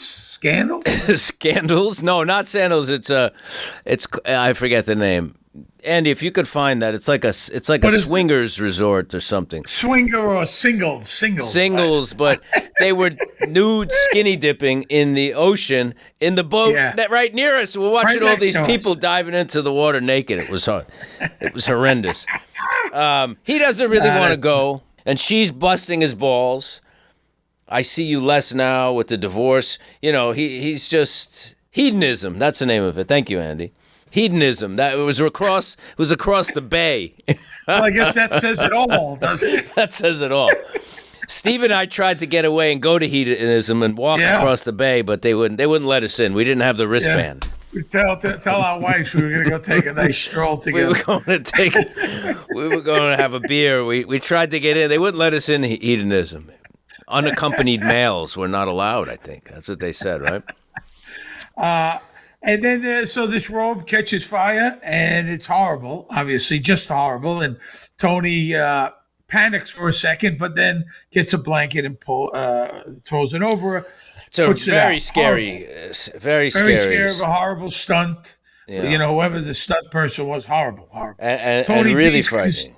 Did you ever have you ever had that happen to you? Anything like that? No, God forbid. No. Knock on wood, no. That's scary to me, that kind of stuff. Though there was a doctor across the hall from my old apartment in Battery Park City, and he would smoke on the balcony. And he came banging on the door. His place went on fire. He dropped his 4-year-old kid with Laura, happened to be home, thank goodness, and then he ran down the hall to get a fire extinguisher. And big damage. Could have burnt the whole building down. For real. Yeah. Yeah, it's scary. It's very scary. Tony B's Casino, Angelo. Interesting cut here, right? It goes from the end of that scene with the smoke alarm, and then Tony B's putting out a cigarette. That's typical Alan Coulter, right? Yeah. In this scene, he introduces his son Charlie, who was played by Jimmy Collins, one of our favorite Teamster drivers, who drove David Chase for many years. Also drove Edie. She thanked him in one of her Emmy speeches. And the same night, Jimmy won, Gandolfini won, and said, I guess I should thank my Teamster driver, Joey That's Fay. correct. I remember that night. Yeah. And Jimmy Collins was a favorite. He said what was on his mind. A lot of fun. And does a fine job of acting right here. They go into the back room. Angelo hands Tony B cash for the Joey Peeps thing, not all of it. Jesus, I did a clean job. Fuck. It's embarrassing. That's the way little Carmine and Rusty are doing things over there now. I think he bangs his wife in an installment. That's a really good line. Good line. I like also how Tony B's kind of a wise ass when he says he's in, what is it, rehabilitating old furniture and this. He mean like Sanford and Son. And a hideous tie he's wearing. Tony B's a smart aleck. He's a smart aleck. Yeah, and now he's a little flush, so he's not humble. He was a little humble when he was the laundry guy. Now he's, he's a swinging dick, as they say. He's running a gambling club. Yeah, and they give him a gift also. Yeah, a little plaque. A plaque that says, "Because I'm the boss." That's what Steve had one of those put above his chair here in the studio, and I've taken it down. I don't want to look at that anymore. I think it was unfair and uncalled for. Why? Because you're not the boss, I'm not the boss, but I make a lot of the heavy decision making. Yeah, but it's just strange. I mean, I don't know. I don't know what prompted you to do that. Take it down. I left there. I left the studio. Do whatever you want. I've rearranged a lot of things here since you've been gone. Yeah, things are going to be different. It's going to be blue curtain on your end or something like that. You're going to change the fucking curtains. Yeah, we're making some changes. It's all right. Hey, we're in the countdown. The countdown of episodes. This is what? Episode 60. I don't even know anymore. This is almost end of season 5. Yeah, we got a ways to go though. We're not out of the woods yet. You could tell here though, Angelo and Tony B are close friends. Angelo admires Tony B tremendously. They were cellmates. He does. And they're very close friends, and there's a lot of admiration. You could see that hospital room. Tony visits Valentina. Valentina's out of it. Tony's wearing scrubs and a hairnet, I guess. And, to protect from infection. The good news is they're second degree, not third degree. She doesn't need skin grafts. She's very good in this scene, Leslie. I really liked how she played it. She's out of it. She thinks he's the doctor. Are you going to operate? He's there telling her he's going to take care of everything. And once again, I'll take care of everything. Don't worry about it. I'll get you a wig. whatever you need. You know, once again, the money, he's going to, like, this is going to make it better. The girl's fucking burnt. I mean, he didn't do it. It wasn't his fault, but that's going to feel better. All the hospital bills are going to be taken care of. Sure. I doubt she's even thinking about that now. Worker puts a big box in the back of Angelo's car. It looks like it's a gift for his grandkid. It's a kid's tractor made by Peg Perego is a company. They make high-end strollers, you know, for kids, but this is a kid's tractor toy. Do you like Costco? Do you I don't think I've ever been to Costco. I've never been. Because you're too highbrow for Costco. I don't know where it is. Is there one in Manhattan? There's one in Manhattan. There's Where is it? one in Brooklyn. There's one in Brooklyn and Sunset Park. Sunset Park. Oh, that's Brooklyn. totally inconvenient for me. It's very far from where I live. One up near Yankee Stadium. I don't live near uptown. Yankee Stadium. Okay, listen. Because you're too highbrow. No, I'm not highbrow. I shop at Pioneer on Columbus Avenue. Costco is where the regular people like me shop. Pioneer's regular people. Costco. I love Costco. I'm a regular guy. I shop with regular people. I'm not going to go up to Yankee Stadium to buy groceries. What am I going to buy? It's not groceries. You buy all kinds of things there. And they got I don't have a car. Deals. TVs. You have a TV. How many TVs am I going to buy? I don't know. I'm going to go buy. I have a TV now. A 65. I just saw at Costco an 86-inch that I'm going to buy. I don't know what I'm going to do with this 65, but they have terrific. Someday go I've down never with gone. the little people. Go with the little people. I go to Costco. Don't put that on me. I go to a regular grocery store, supermarket around the corner. I don't even go to the high end one. What do I spend money? Costco's not really a grocery store. It is and it isn't. It's not in my neighborhood. Well, I don't even. What do I need to go there for? One day I'll get us a car. I don't want to go. We'll go to Costco. I have no interest in Costco. See, because you're the highfalutin. No, because I stay in my hood. I want to. Okay. If it's not convenient, I don't go. Angelo's listening to Frankie Valli sing the song "Peanuts," which is ironic because he works for Frankie Valli. His character Angelo Rusty drives home. Phil drives in front of him, stops short, they bump. Phil and Billy get out of the car. I think. Look, Angelo's been around too long. He knows something's up here. This knows something's up. He's trapped. He doesn't know where he's going. They give him the garrote around the neck. They put him in the trunk. There's plastic. They're ready for it.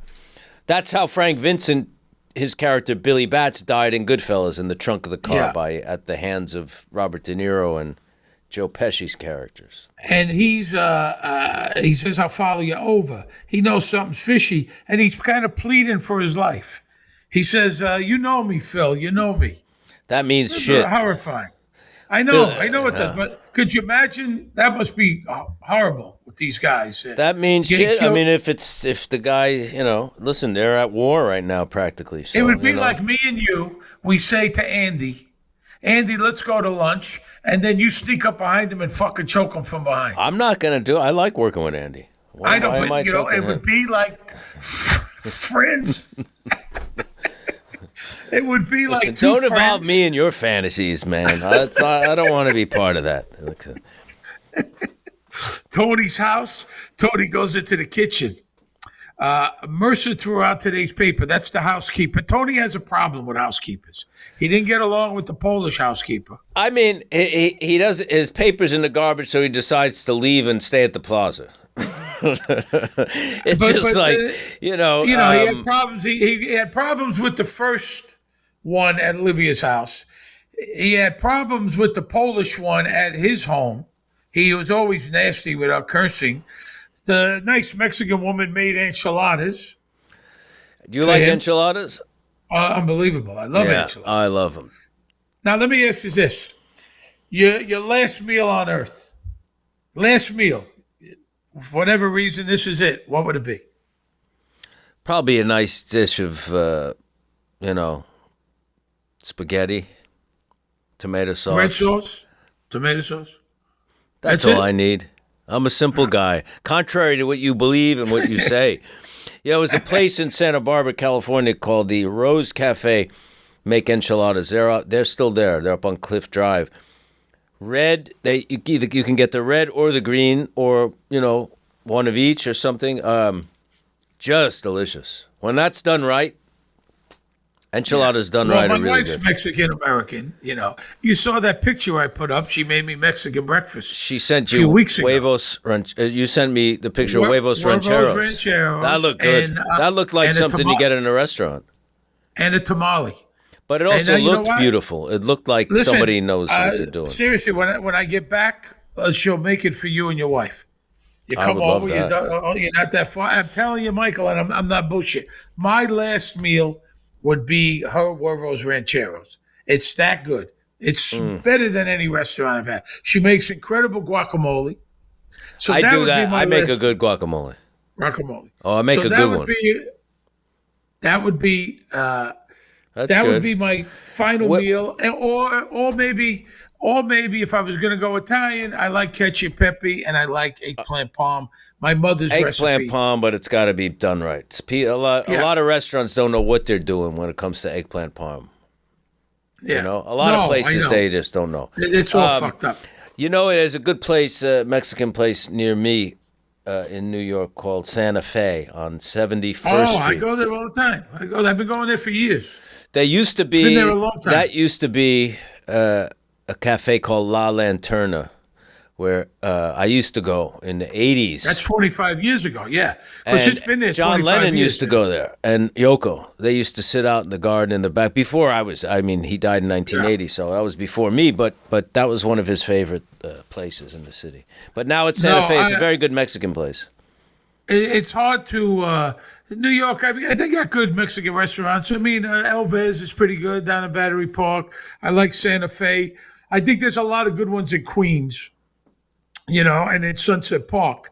There's the typical Dos Caminos, high end, very expensive, not very authentic. I don't think. Oh, That or what's Rosa the Mexicana. one? Rosa Mexicano. They make good guacamole. Yeah. They make that Yeah, table they, side. they bang you over the head in those places.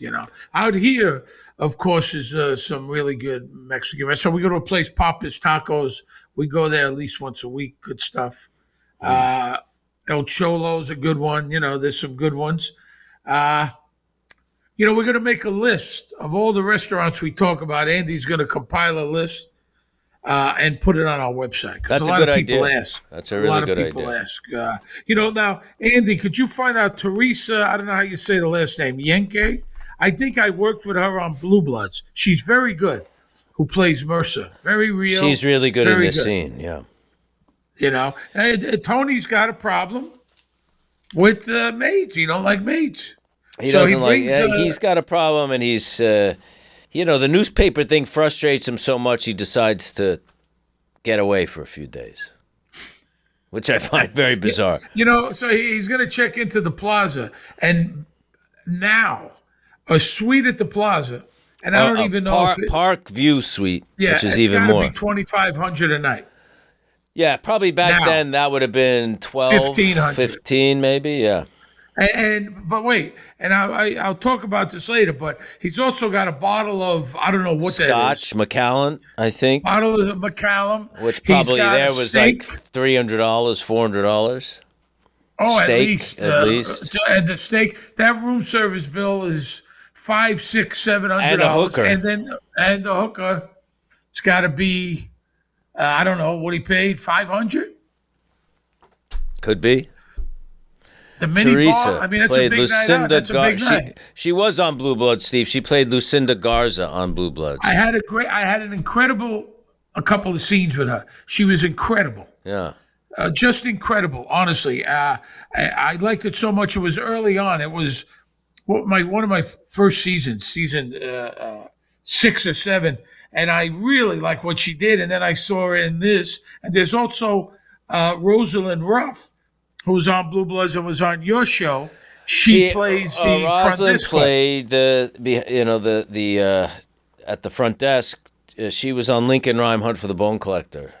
She's Very a good great actress. She's actress. on Blue Bloods now. She's yeah. on Blue Bloods as the DA, I believe, and she also is a New York theater actress of note, and it's held in high regard in the theater community as well as in TV. So Tony B's house, Tony arrives, Tony S arrives with the enchiladas. I came for my money. Don't worry, I'll talk to Carlo and tell him why you're kicking up directly to me this week. I got to be careful going into my cash account on account of the Carmella situation. I'm moving to the plaza. Now, moving to the plaza is going to cost him $15,000 a week.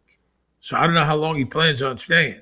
Couple of weeks. But you're a mob boss. You should be able to do it. There's no in between. You know what I mean? It's I know, like, yeah. There's hotel he could have went to that's not the plaza. No, I was gonna say. He says, he's talking about Valentina laying there in the hospital like a rag doll. Poor kid. And there's another kind of reference to Frankie Valli in a way, the song Rag Doll. But then he makes the connection, and I think this is why the dream started out the way it did.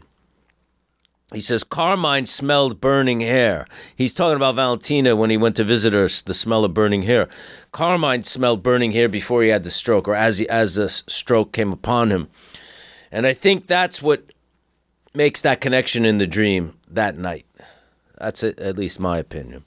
Tony B's annoyed. Tony B seems... very edgy, very jumpy, fidgety, very much so. Does he know at this point that yes. Oh, Angelo's absolutely. dead? Yeah, and he's going to go do something about it. And Tony Sopranos just knocked on the door. But Tony Soprano doesn't know that Angelo's dead. No, But Soprano Tony does not B know. knows. Tony Okay. B got the call. He's going to go do something about it. He's fidgety. He's aggravated. He's saying it's the kids who are aggravating. The place is a pigsty. Tony wants a Coke, Tony Soprano, and instead of getting up to go get him one, or Tony Soprano get off his fucking ass and go get one himself, it's his cousin in the kitchen, he asks Tony B, who yells for his mother, and then yells for his kids to get the Coke. By that time, it's too late. Tony says, I've been thinking about Charmaine Bucco lately. Well, which is interesting because he's just saying about Valentina, she's a constant pain in my ass. Why does this shit always happen to me?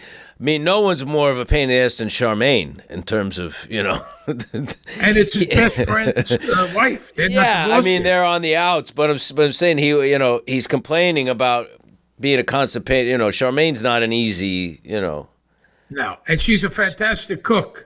She's complicated. She's a fantastic cook, and she's a licensed notary public, Tony says. Not only she's even better than Artie, she's a fantastic cook and a licensed notary public. I guess that What really... the fuck does that mean? I don't know. How often does he need a notary public? And they also take some notary public is some code. They never really tell you what they got to do to become one. If you notice, There's a course There's and like a some test or kinda- something? Oh. I don't know. They don't really tell you. It's kind of some secret thing. I swear. Yeah, I mean, Valerie, our business manager, she's a notary. yeah. She won't tell I don't know. us. I've never asked her. She won't tell us. It's like you at 3 o'clock. You won't tell me or the No, I fans what won't 3 tell o'clock you. means. No, that's true. I won't. Were you at the end? By No. the end of this podcast? No. You're taking that to your grave. Yeah. Really? Yeah, I can't. Well, I I'm can't doing- say. There's certain things I can't say, Steve. But You don't I have to know everything. You got to know everything? Well, about the show, I would think that would be courtesy because we're doing all these shows together. We won awards together. We're forever attached.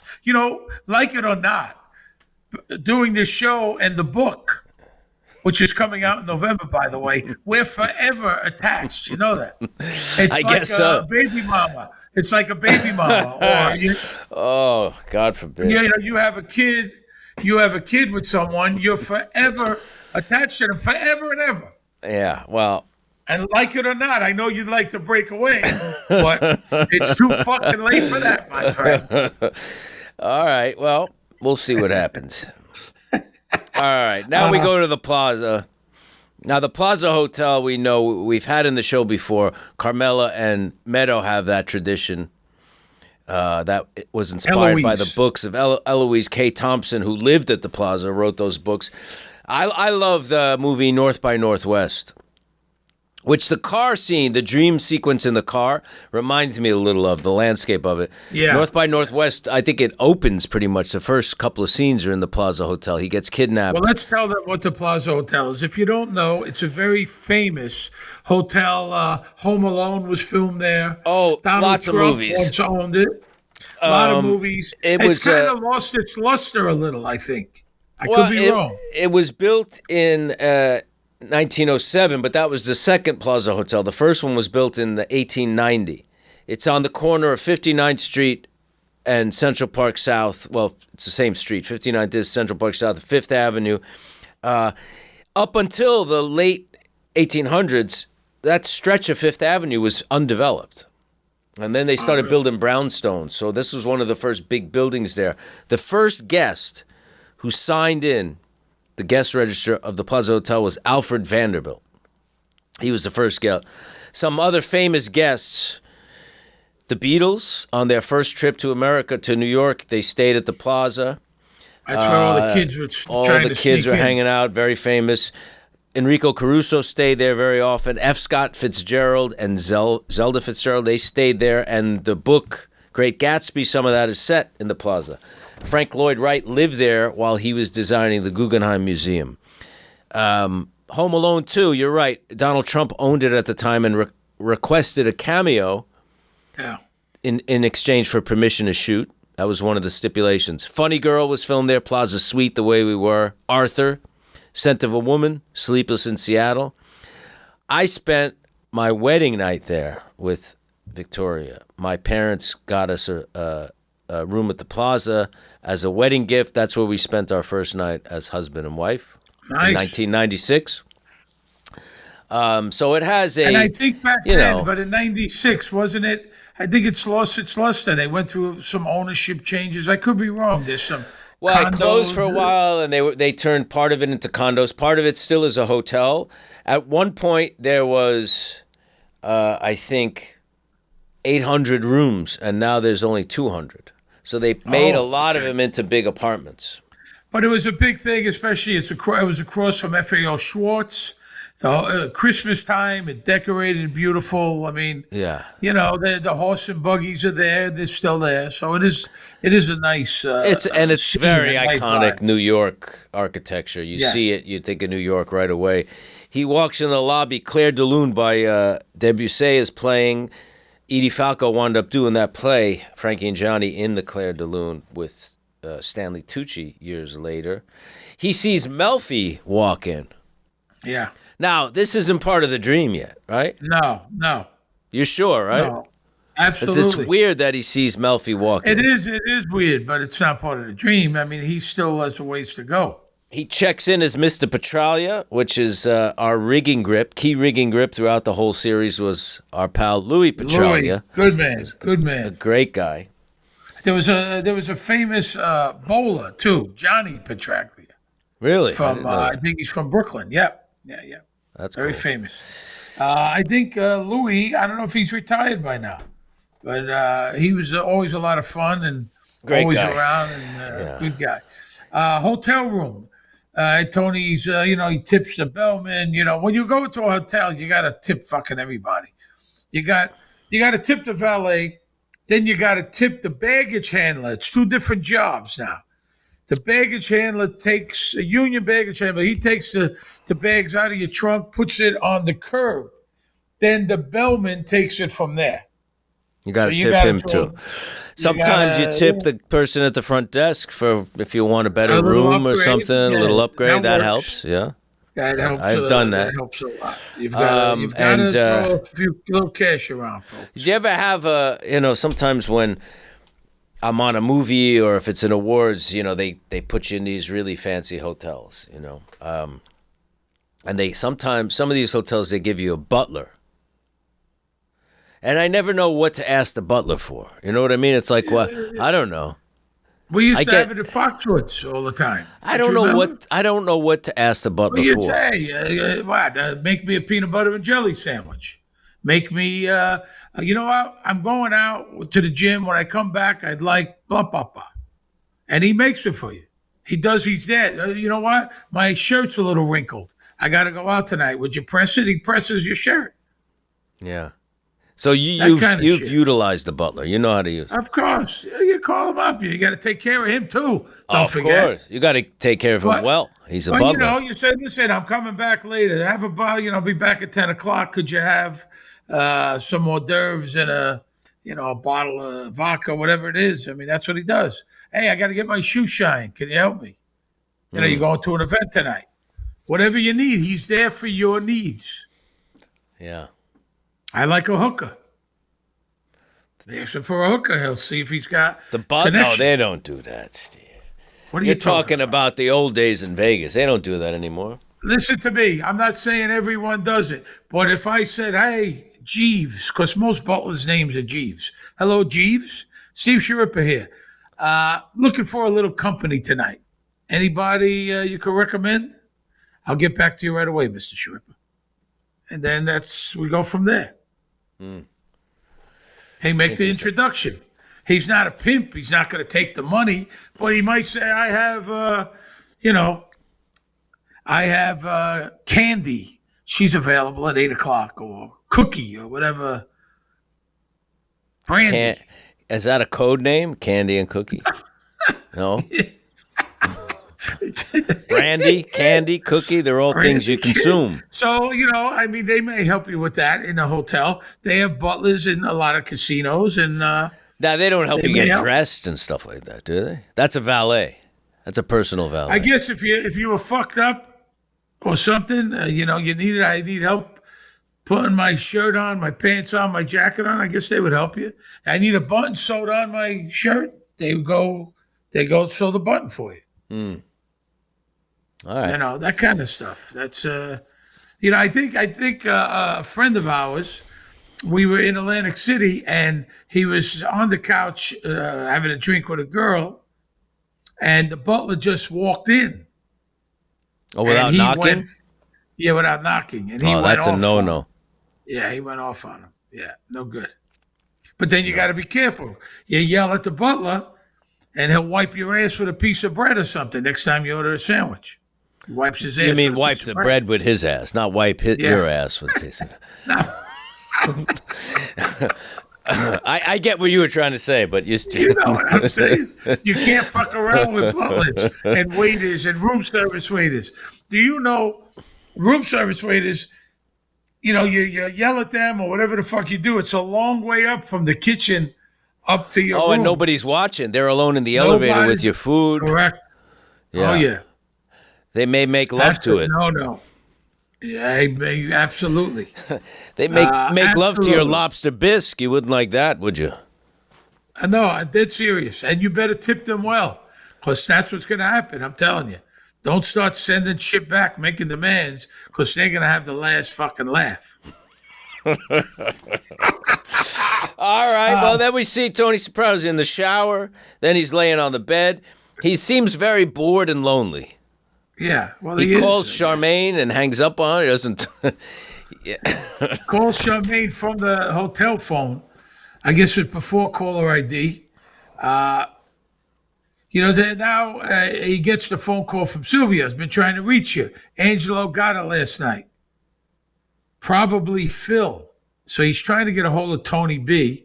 Calls the casino. He's not here. Calls his Aunt Quinn. I was hoping you were with him. He knows something's up. He has disappeared. He calls Yeah. Tony B. Tony B doesn't pick up the phone. He ignores him. So Tony B killed Billy Leotardo, and Phil Leotardo gets Well, we winged, find which that later which when Christopher Christopher comes over comes later over. on. He also, but before that, he gets his room, like you said, the room service and the steak and the bottle of scotch. Then he's watching TV, and there's a commercial for escort service, which there was that channel in Manhattan, the adult channel. What was that? I don't remember. Bird? Isn't that Robin Bird? Her show was on that channel. I forget the name of the channel, whatever it was. Yeah. And they had commercials for escort services, which is weird because it's illegal, right? Yeah, but they're not saying that they're gonna do anything. They're She's just gonna naked come in the up- commercial. The lady's naked. What do you mean? supposed to they you know how it You goes. pay them for their time, and then whatever happens is between the bullshit consenting escort adults. thing, I guess. that's how they get around it. I mean, it's everywhere. It's illegal in Vegas, but it's everywhere. You know what I mean? So you tell me. I don't know. I mean, should it be illegal if a guy wants a little company or somebody wants company? Should that be illegal? It should not. It should not be illegal because often it's the the sex worker that is arrested and they're exploited often by pimps and by criminals and things like that. They should have protection under the law and be able to if that's. I don't think they're really. If you take away that element of them being exploited, maybe they should be allowed to. Well, that's what I'm saying. I mean, it's out on the street, and like you said, they're being exploited. They're getting beat up. They're getting a lot of them getting killed. It's sex trafficking. So, but when they control it, like at the Bunny Ranch in Vegas or these places like that. Well, a lot of countries it's legal. I think in Germany and I know in Amsterdam and Netherlands, of course, and a bunch of other ones, but they should have protection under the law, so they're not.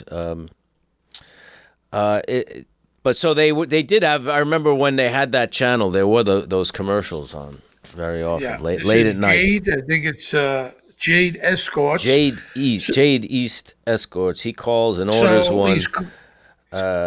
Then he goes out in the hallway and steals the paper from somebody else. I've done that. You've never done that? You've stolen the paper? Absolutely.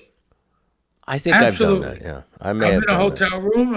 Before you read the news on the internet, I don't have a newspaper. I've done it numerous times.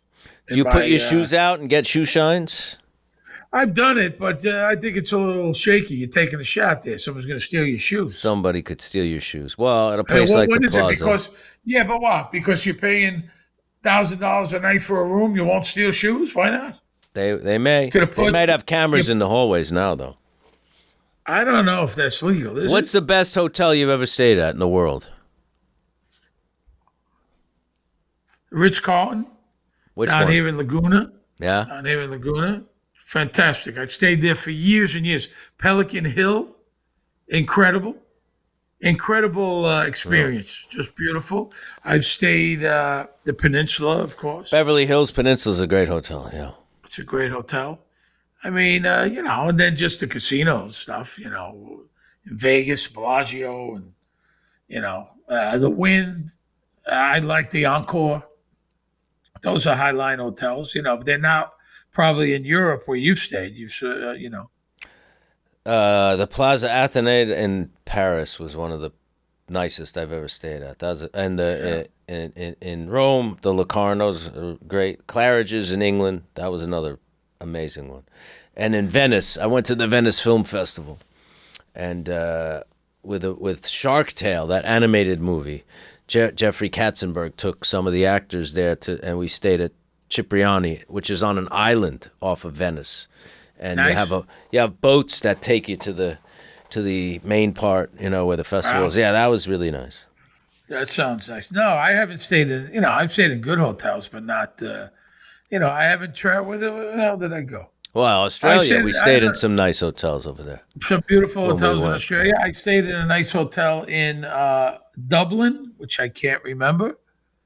A really nice hotel. I guess when we do our tour next year of England, and we'll stay in nice hotels there. The UK and Ireland. Yeah, we will be there. So the message, Silvio says Angelo got it. Probably Phil. I liked when he calls the casino, that woman Dot.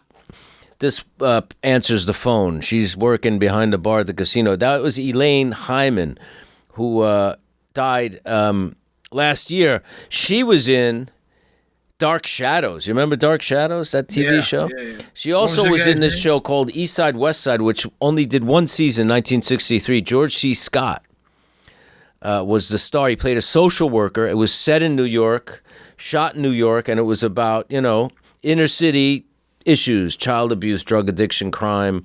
Dominic did an episode. So did Gene Hackman, Martin Sheen, Cicely Tyson. This only lasted 1 year. I never heard of this show till now. Interesting. She was on that show. The Jade Escort, great name here, Dee Dee Wong.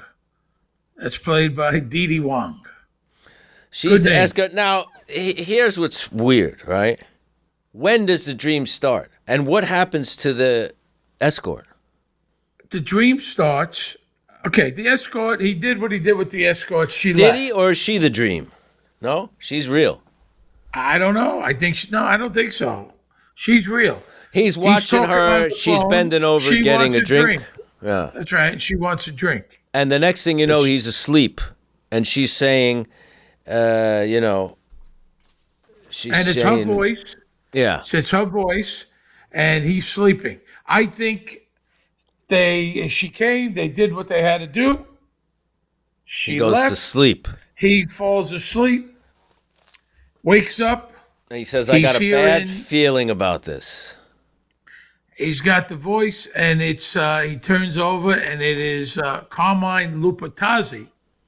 And I got to tell you something here. Jim really commits to this. He jumps off the bed. So good. He's crawling on the floor. He's in his underwear.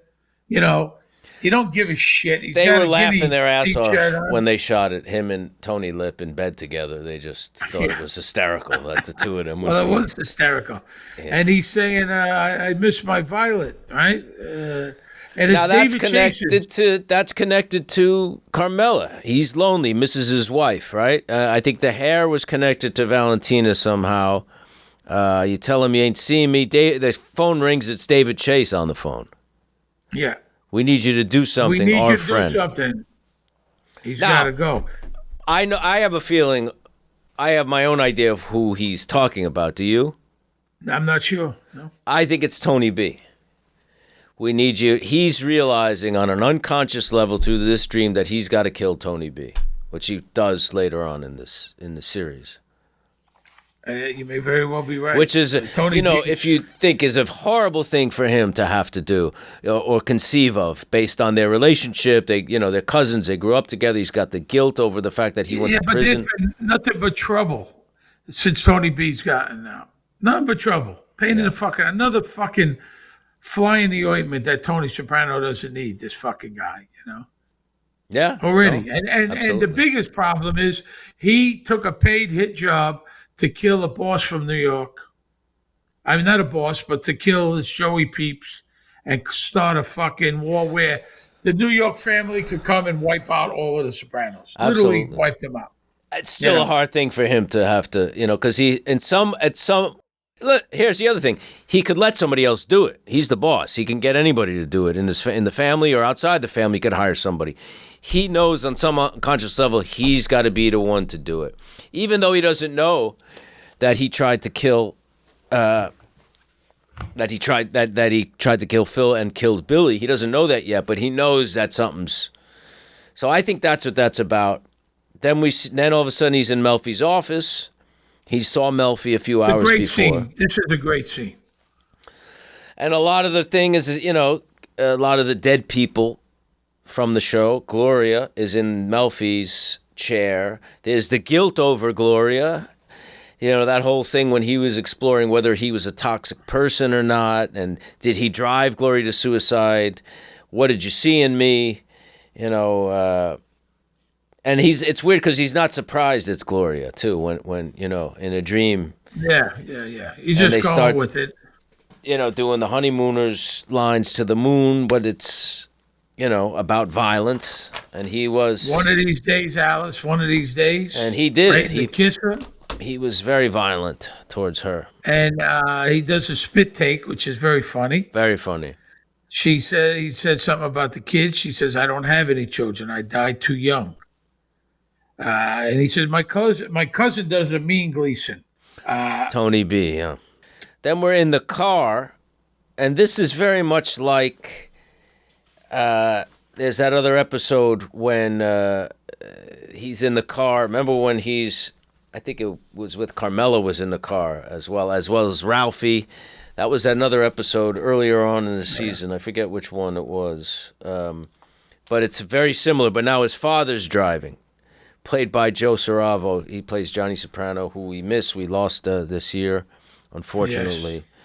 And also Vinny Pastore, big pussies in the car, as is Mikey Palmici. Palmici. Artie Bucco's in the back. Ralph is in the front. It's very confusing.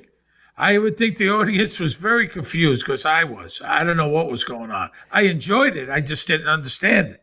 I don't think it's meant to be necessarily understood on a literal level. I mean, there's things about guilt. These are, listen, he killed Pussy. He had Mikey killed. Did he contribute to Gloria's death? Where does Artie fit in? Artie's live. He's the only one alive. Where does he fit in? Is he feeling guilty that he wants to, be with Charmaine? Yeah, I don't know. And then he asked, where are we going? Next thing, we're in the Soprano house. Tony walks into the kitchen. He's all disheveled. He's not ready. There's the whole thing about fear of not being prepared. Yeah. High Noon plays on the TV. Actually, that's Chinatown. That scene on the TV in the kitchen is Chinatown. It's Jack Nicholson in that. Do you like that movie? A lot. Yeah. You? Yeah. But Burt Young is in that. Burt Young, Faye Dunaway. Directed by Roman Polanski. Tony watches TV. I like that line, He says, it's so much more interesting than life. And in some ways that applies to David Chase and all of us who work in TV. And she's referring to TV and movies, it's so much more interesting than life. This is your life, she says. Can't you pull yourself away? Exactly. Then that applies to us as well. Then they watch Scrooge, Christmas They're watching Carol. themselves. Yeah, but they're watching themselves on TV. She says you have one suit here, the brown suit. They're watching themselves on TV, watching him getting dressed. Very, very odd. Very odd. And the Christmas Carol, the 1951. It's like almost somebody did hallucinogenics and was watching this. A little bit. I wonder, I'd love to really know what the writing process was like, because did David just allow himself to free associate? Just like, think about, all right, I'm just, whatever comes to mind here. I'm going to put myself in the head of Tony Soprano, and he's dreaming, and all these things are going on in his life. What comes to mind? Boom. I'm in bed with Carmine. Boom. I'm in the car with Johnny Soprano. Boom. I'm in the house, and I'm and what do you think the significance of the teeth falling out? What is that? Oh, there's a lot of different theories about what teeth falling out in a dream means. It could mean a lack of self-confidence and an embarrassment about others knowing your shortcomings, which he definitely comes into play here. Something you don't want to do. Again, something, if we're talking about killing Tony B. Money coming. Sometimes people interpret that as money coming into your life. It could, some people interpret it as telling lies. And the most common is a family member or close friend is close to death, about to die. Really? Yeah. Wow. That I got from a dream encyclopedia, that stuff. A lot of this is very relevant, you know what I mean, in terms of what's going on here. Vesuvio's, Charmaine's, she seats Tony and Camillo. She's very flirtatious. High Noon plays on the TV here, correct? Gary Cooper, who he's referred to as the strong silent type, which he kind of in this dream feels like he's not. He's unprepared, inadequate, and kind of afraid. They meet Finn's parents, which is played by Annette Bening and what's his name? Marchese. John Hurd, who played Macasian. And I read something where David said, someone asked him, why did he cast John Hurd, who played Macasian, a crooked cop who kills himself earlier on in The Sopranos, as Finn's father? And he said, I just wanted to have John Hurd back on the show because he liked him so much. What's interesting here is at some point Finn turns into AJ. And they're talking about how he's not going to amount to anything. He's talking about Finn, even though he's in dental school or whatever, but he's not going to amount to anything. I don't know. He turns into AJ, you noticed. Yeah. There was also a shot where Meadow turned into Tracy, the stripper who was murdered by Ralphie, but they cut that out. Really? Yeah. Where'd you read that?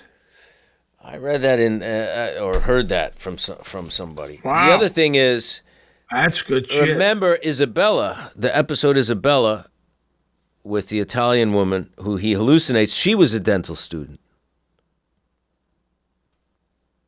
And that episode was a hallucination and very symbolic of death and all these things. See, this is why I need you as my co-host, because I don't have a fucking clue.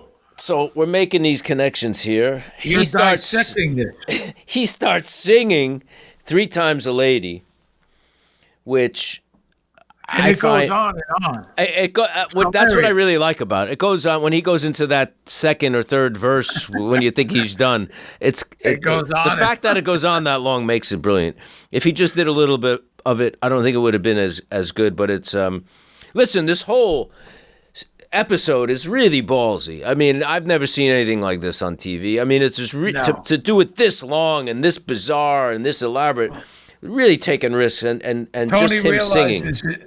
Tony realizes that you're Annette Bening, and he's very happy. Tony, like he's a fan. You know what I mean? You're Annette Bening. Yeah, it's really funny. Something bad is going to happen. Something bad is going to happen, which he said before, and this is also, I think, something bad is going to happen is like the show itself from the pilot episode, the thing with the ducks and him having a panic attack. It was always about the family. Something bad is going to happen within the family. You know, I think that's what's really at play here. And then they got to go to the bathroom. I don't want my husband coming out of there with just his cock in his hand. That's obviously a reference to Godfather. That was Artie Sonny. Points to Tony from the kitchen. Artie's pointing. He's just in the little kitchen window there. And then they wind up in the bathroom. Right. And it's an old-fashioned bathroom like in The Godfather, in the restaurant where Michael Corleone gets the gun and kills McCluskey, the crooked cop, played by Sterling Hayden. He pulls out the Valachi Papers book. Did you read that book? I did read a long time ago. That's Peter Moss. It was Joe Valachi was a disgruntled soldier, and it was really the first time. The first guy turned. Yeah, that broke the omerta. Yeah, he told the intricate details, right? Of how the mob worked. It made into not such a good movie with Charles Bronson.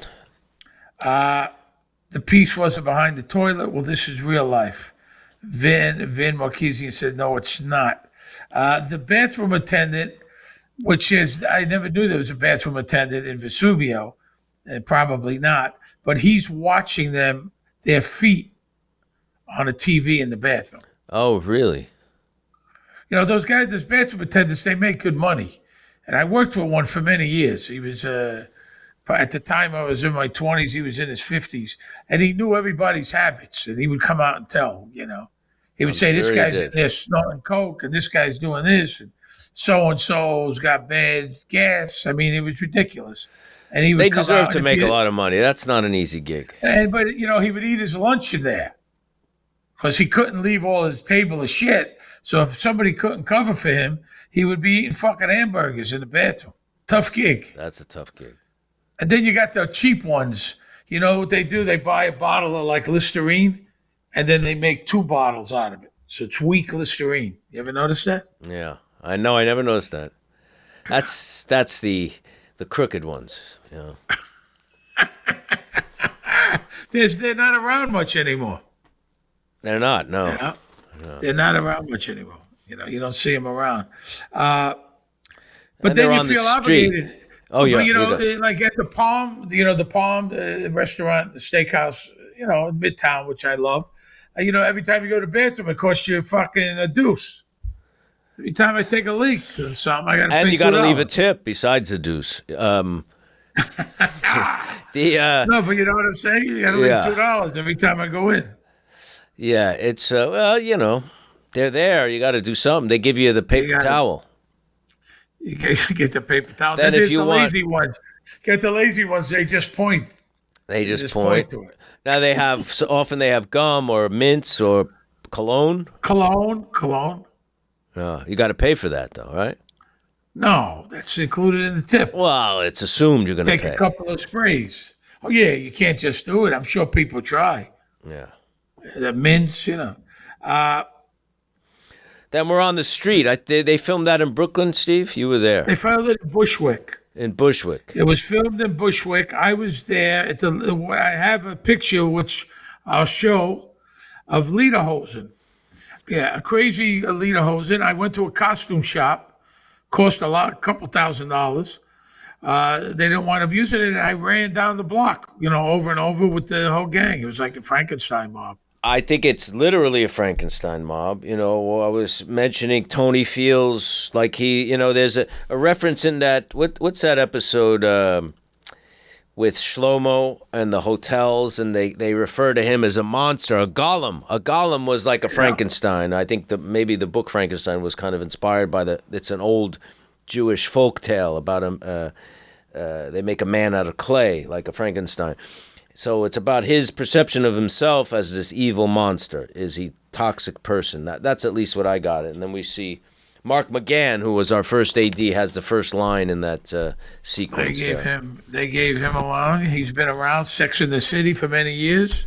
Another terrific guy. Phil gets out of the car. He lies on the ground. Tony B shoots with his hand. Gloria is like the announcer, like an anchor person.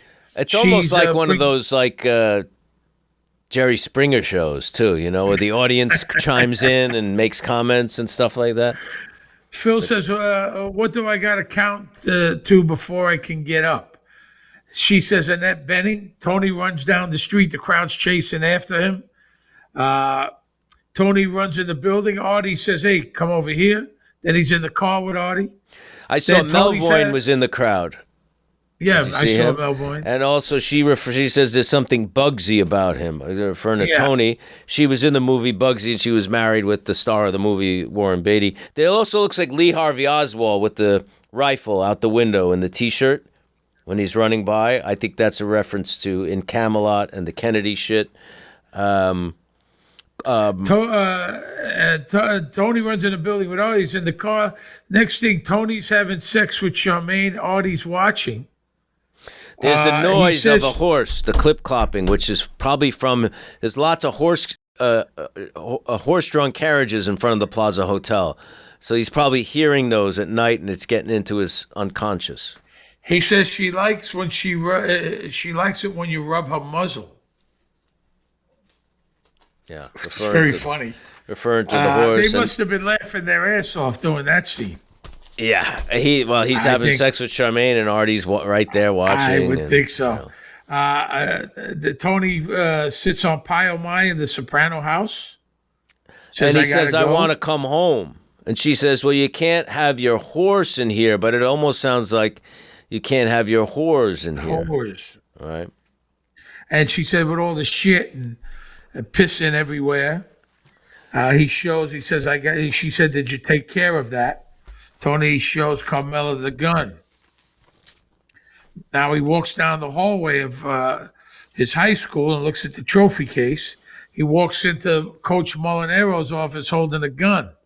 Great sound effects here. The steps in the hallway, they're echoey. There's a buzz from the fluorescent light. The sound design's really cool and creepy and weird. Yeah.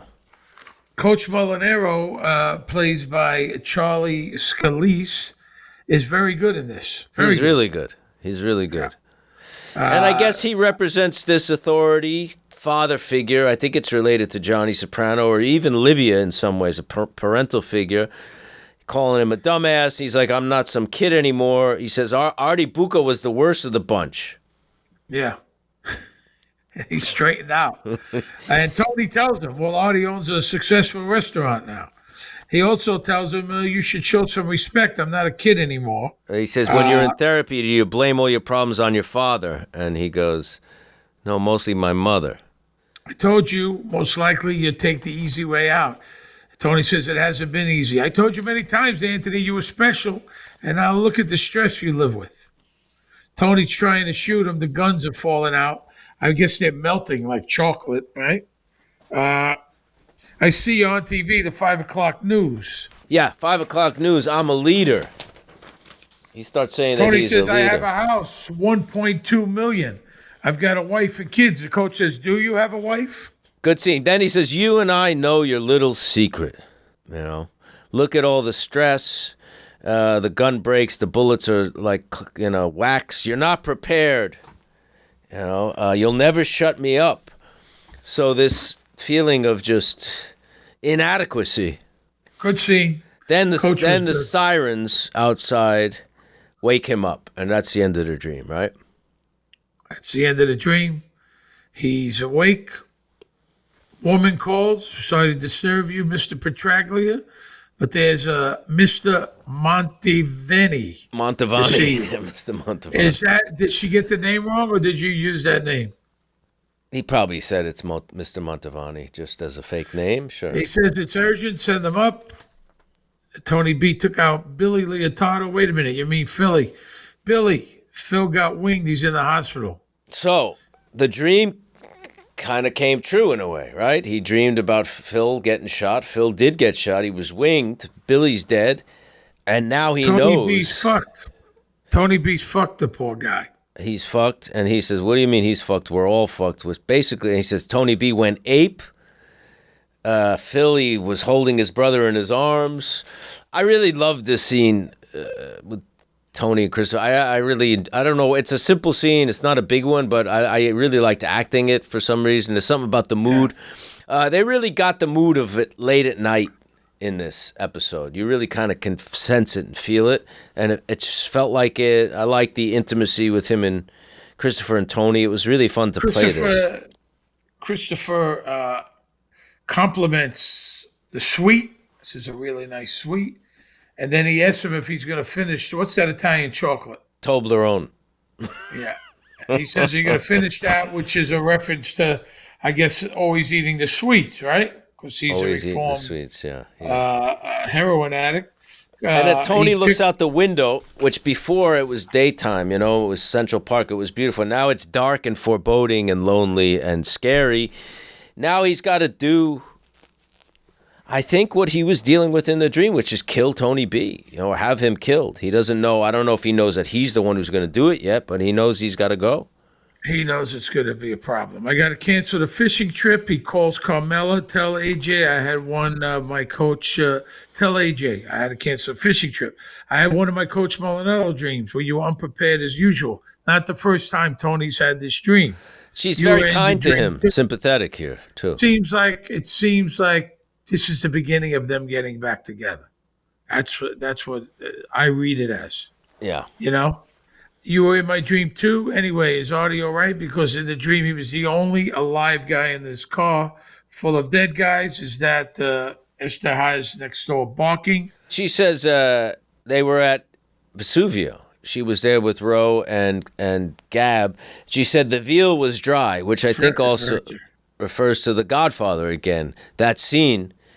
Best veal in the city. Have the veal in that restaurant scene that they reference earlier on the dream. Have the veal, it's the best to see. She says the veal was dry. I have a feeling that's what that's a reference to.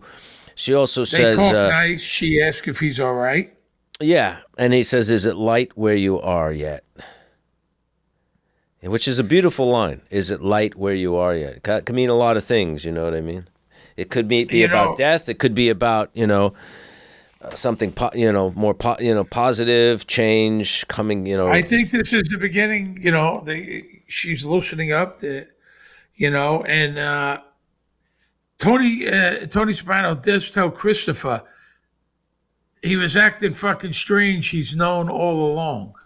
So he realizes that Tony B knew. He realizes that he knew when he was at the house. He was all agitated, yeah.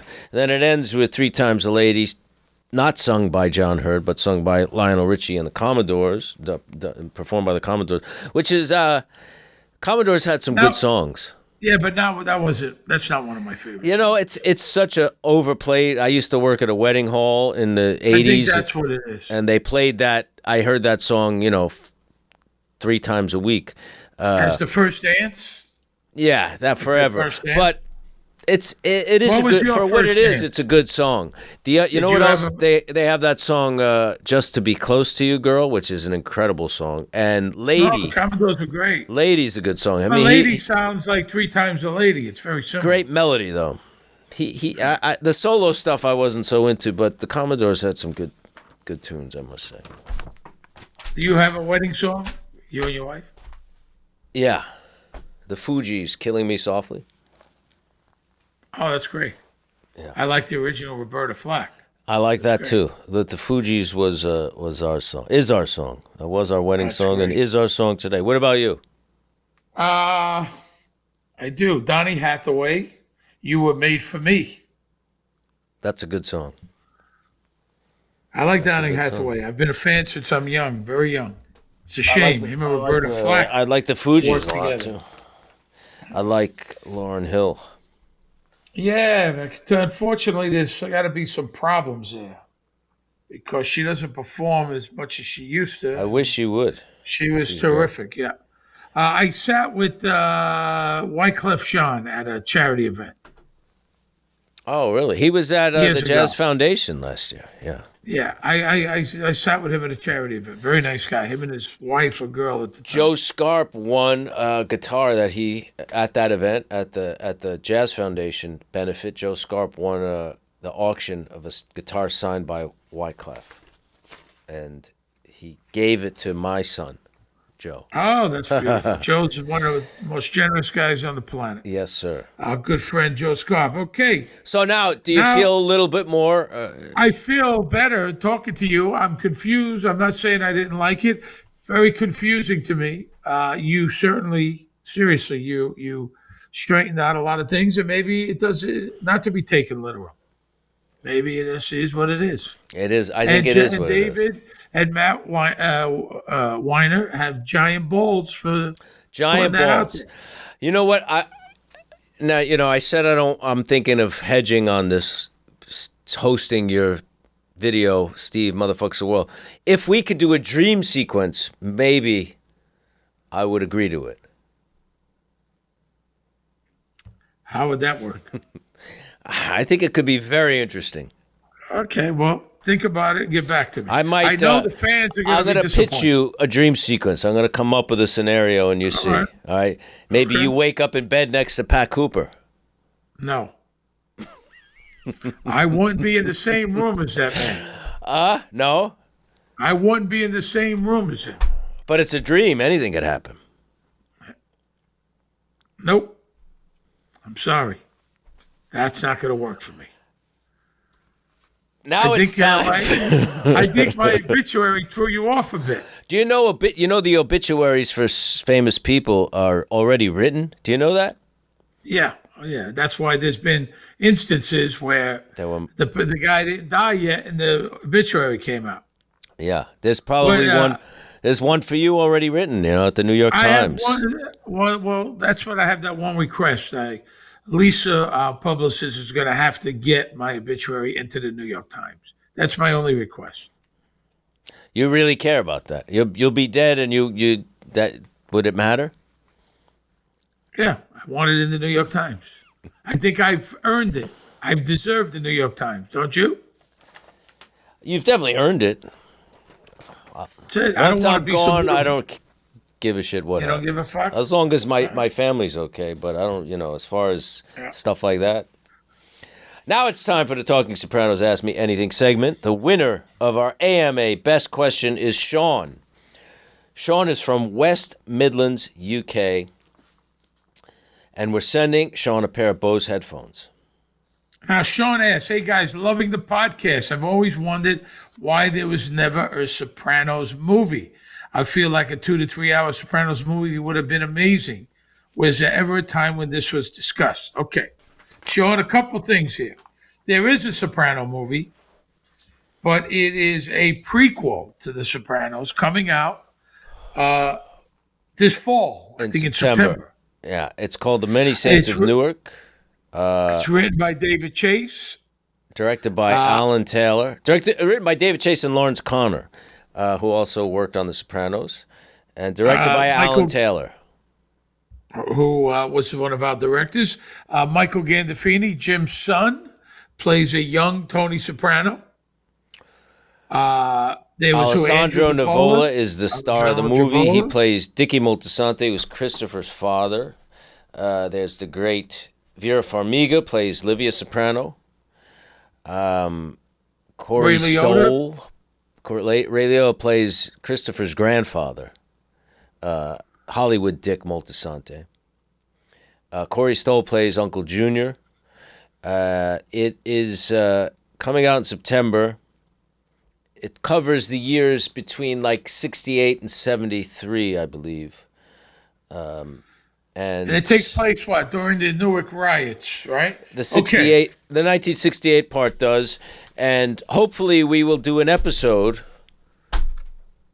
before we're done about the Many Saints in Newark. I would like to do that when the movie comes out. Okay, so there's that. Now, I don't know if you're referring to, because I do think, Michael, that there would have been, if Jim hadn't passed away, that enough time had passed where he had gotten Tony Soprano out of his system. It took him a few years. Okay. Oh, yeah. The show ended in June of 2007. It took Jim 2, maybe 3 years. It's probably going to take me about that amount of time to get this out of my system. Tell me about it. This is out of my system already. And I'm still doing the fucking thing. It's going to take me, yeah. So I do think, and I remember talking to Jimmy, Sirico was pushing for it because he was alive. Our characters were dead, and numerous other characters were dead. And Sirico kept saying that there's going to be a movie. He was always pushing, and I do think that 2007, if it was like maybe 2010, and they gave Jim enough money, it would have to be a big number. But if they would have gave Jim enough money, we were still young enough then to maybe do a movie, not after, because we would be dead, but somewhere in the middle. Like a story that happened before the finale of The Sopranos. Correct. Yeah, you're right. Correct. And then or something that happened after. They could have done that too. It was done. And Jim at one point said absolutely not. And then I think, time passed. I think they would have had to pay a lot of money, but I remember once the idea was floated of a prequel with us younger, and Jim was like, I'll never forget it. Jim said, "What are we going to wear? Wigs and girdles? It'll be like Star Trek." I always said, what are we going to be, baby Sopranos? Like us in diapers, grown men in diapers smoking cigars. Yeah. So I think you're right. I think there could have been. Headphones. I have a feeling if Jim didn't pass away, that may have happened. Yeah. I think, enough time had passed and would have been just a story before we all die. Sirico kept hanging that, yeah, you're dead. You're fucking dead. He kept throwing that out there. But Stevie was, Sylvia was in a coma. He could have came out. Passed away. I passed away. Dre's character passed away. I don't know. Uncle Junior was... they had dementia. And in a home. He wasn't going to get out. Yeah. Phil Leotardo was gone. Johnny Sack was gone. There was a lot of characters. Vito was gone. Ralphie was gone. I think there could have been something done, and maybe, but enjoyed Many Saints of Newark. I'm sure could have been a movie like, say, in the 10 years in the future, he's in witness protection, living in Arizona somewhere under an assumed identity or something. Because it could have been something like that too. Could have been something like that. Hosting a podcast. Doesn't Sammy the Bull have a podcast or something like that? Yeah, he's got a very popular podcast. There you go. All right. Great show, Michael. Thanks for listening. Remember, new episodes are released every Monday. Please subscribe to the Talking Sopranos podcast, YouTube, Apple Music, Spotify, Amazon, or wherever you get your podcasts. Follow us on Twitter and Instagram and like us on Facebook. And right now, you can get your official Talking Sopranos merchandise. Steve Sharippa, Motherfucks the World, mugs.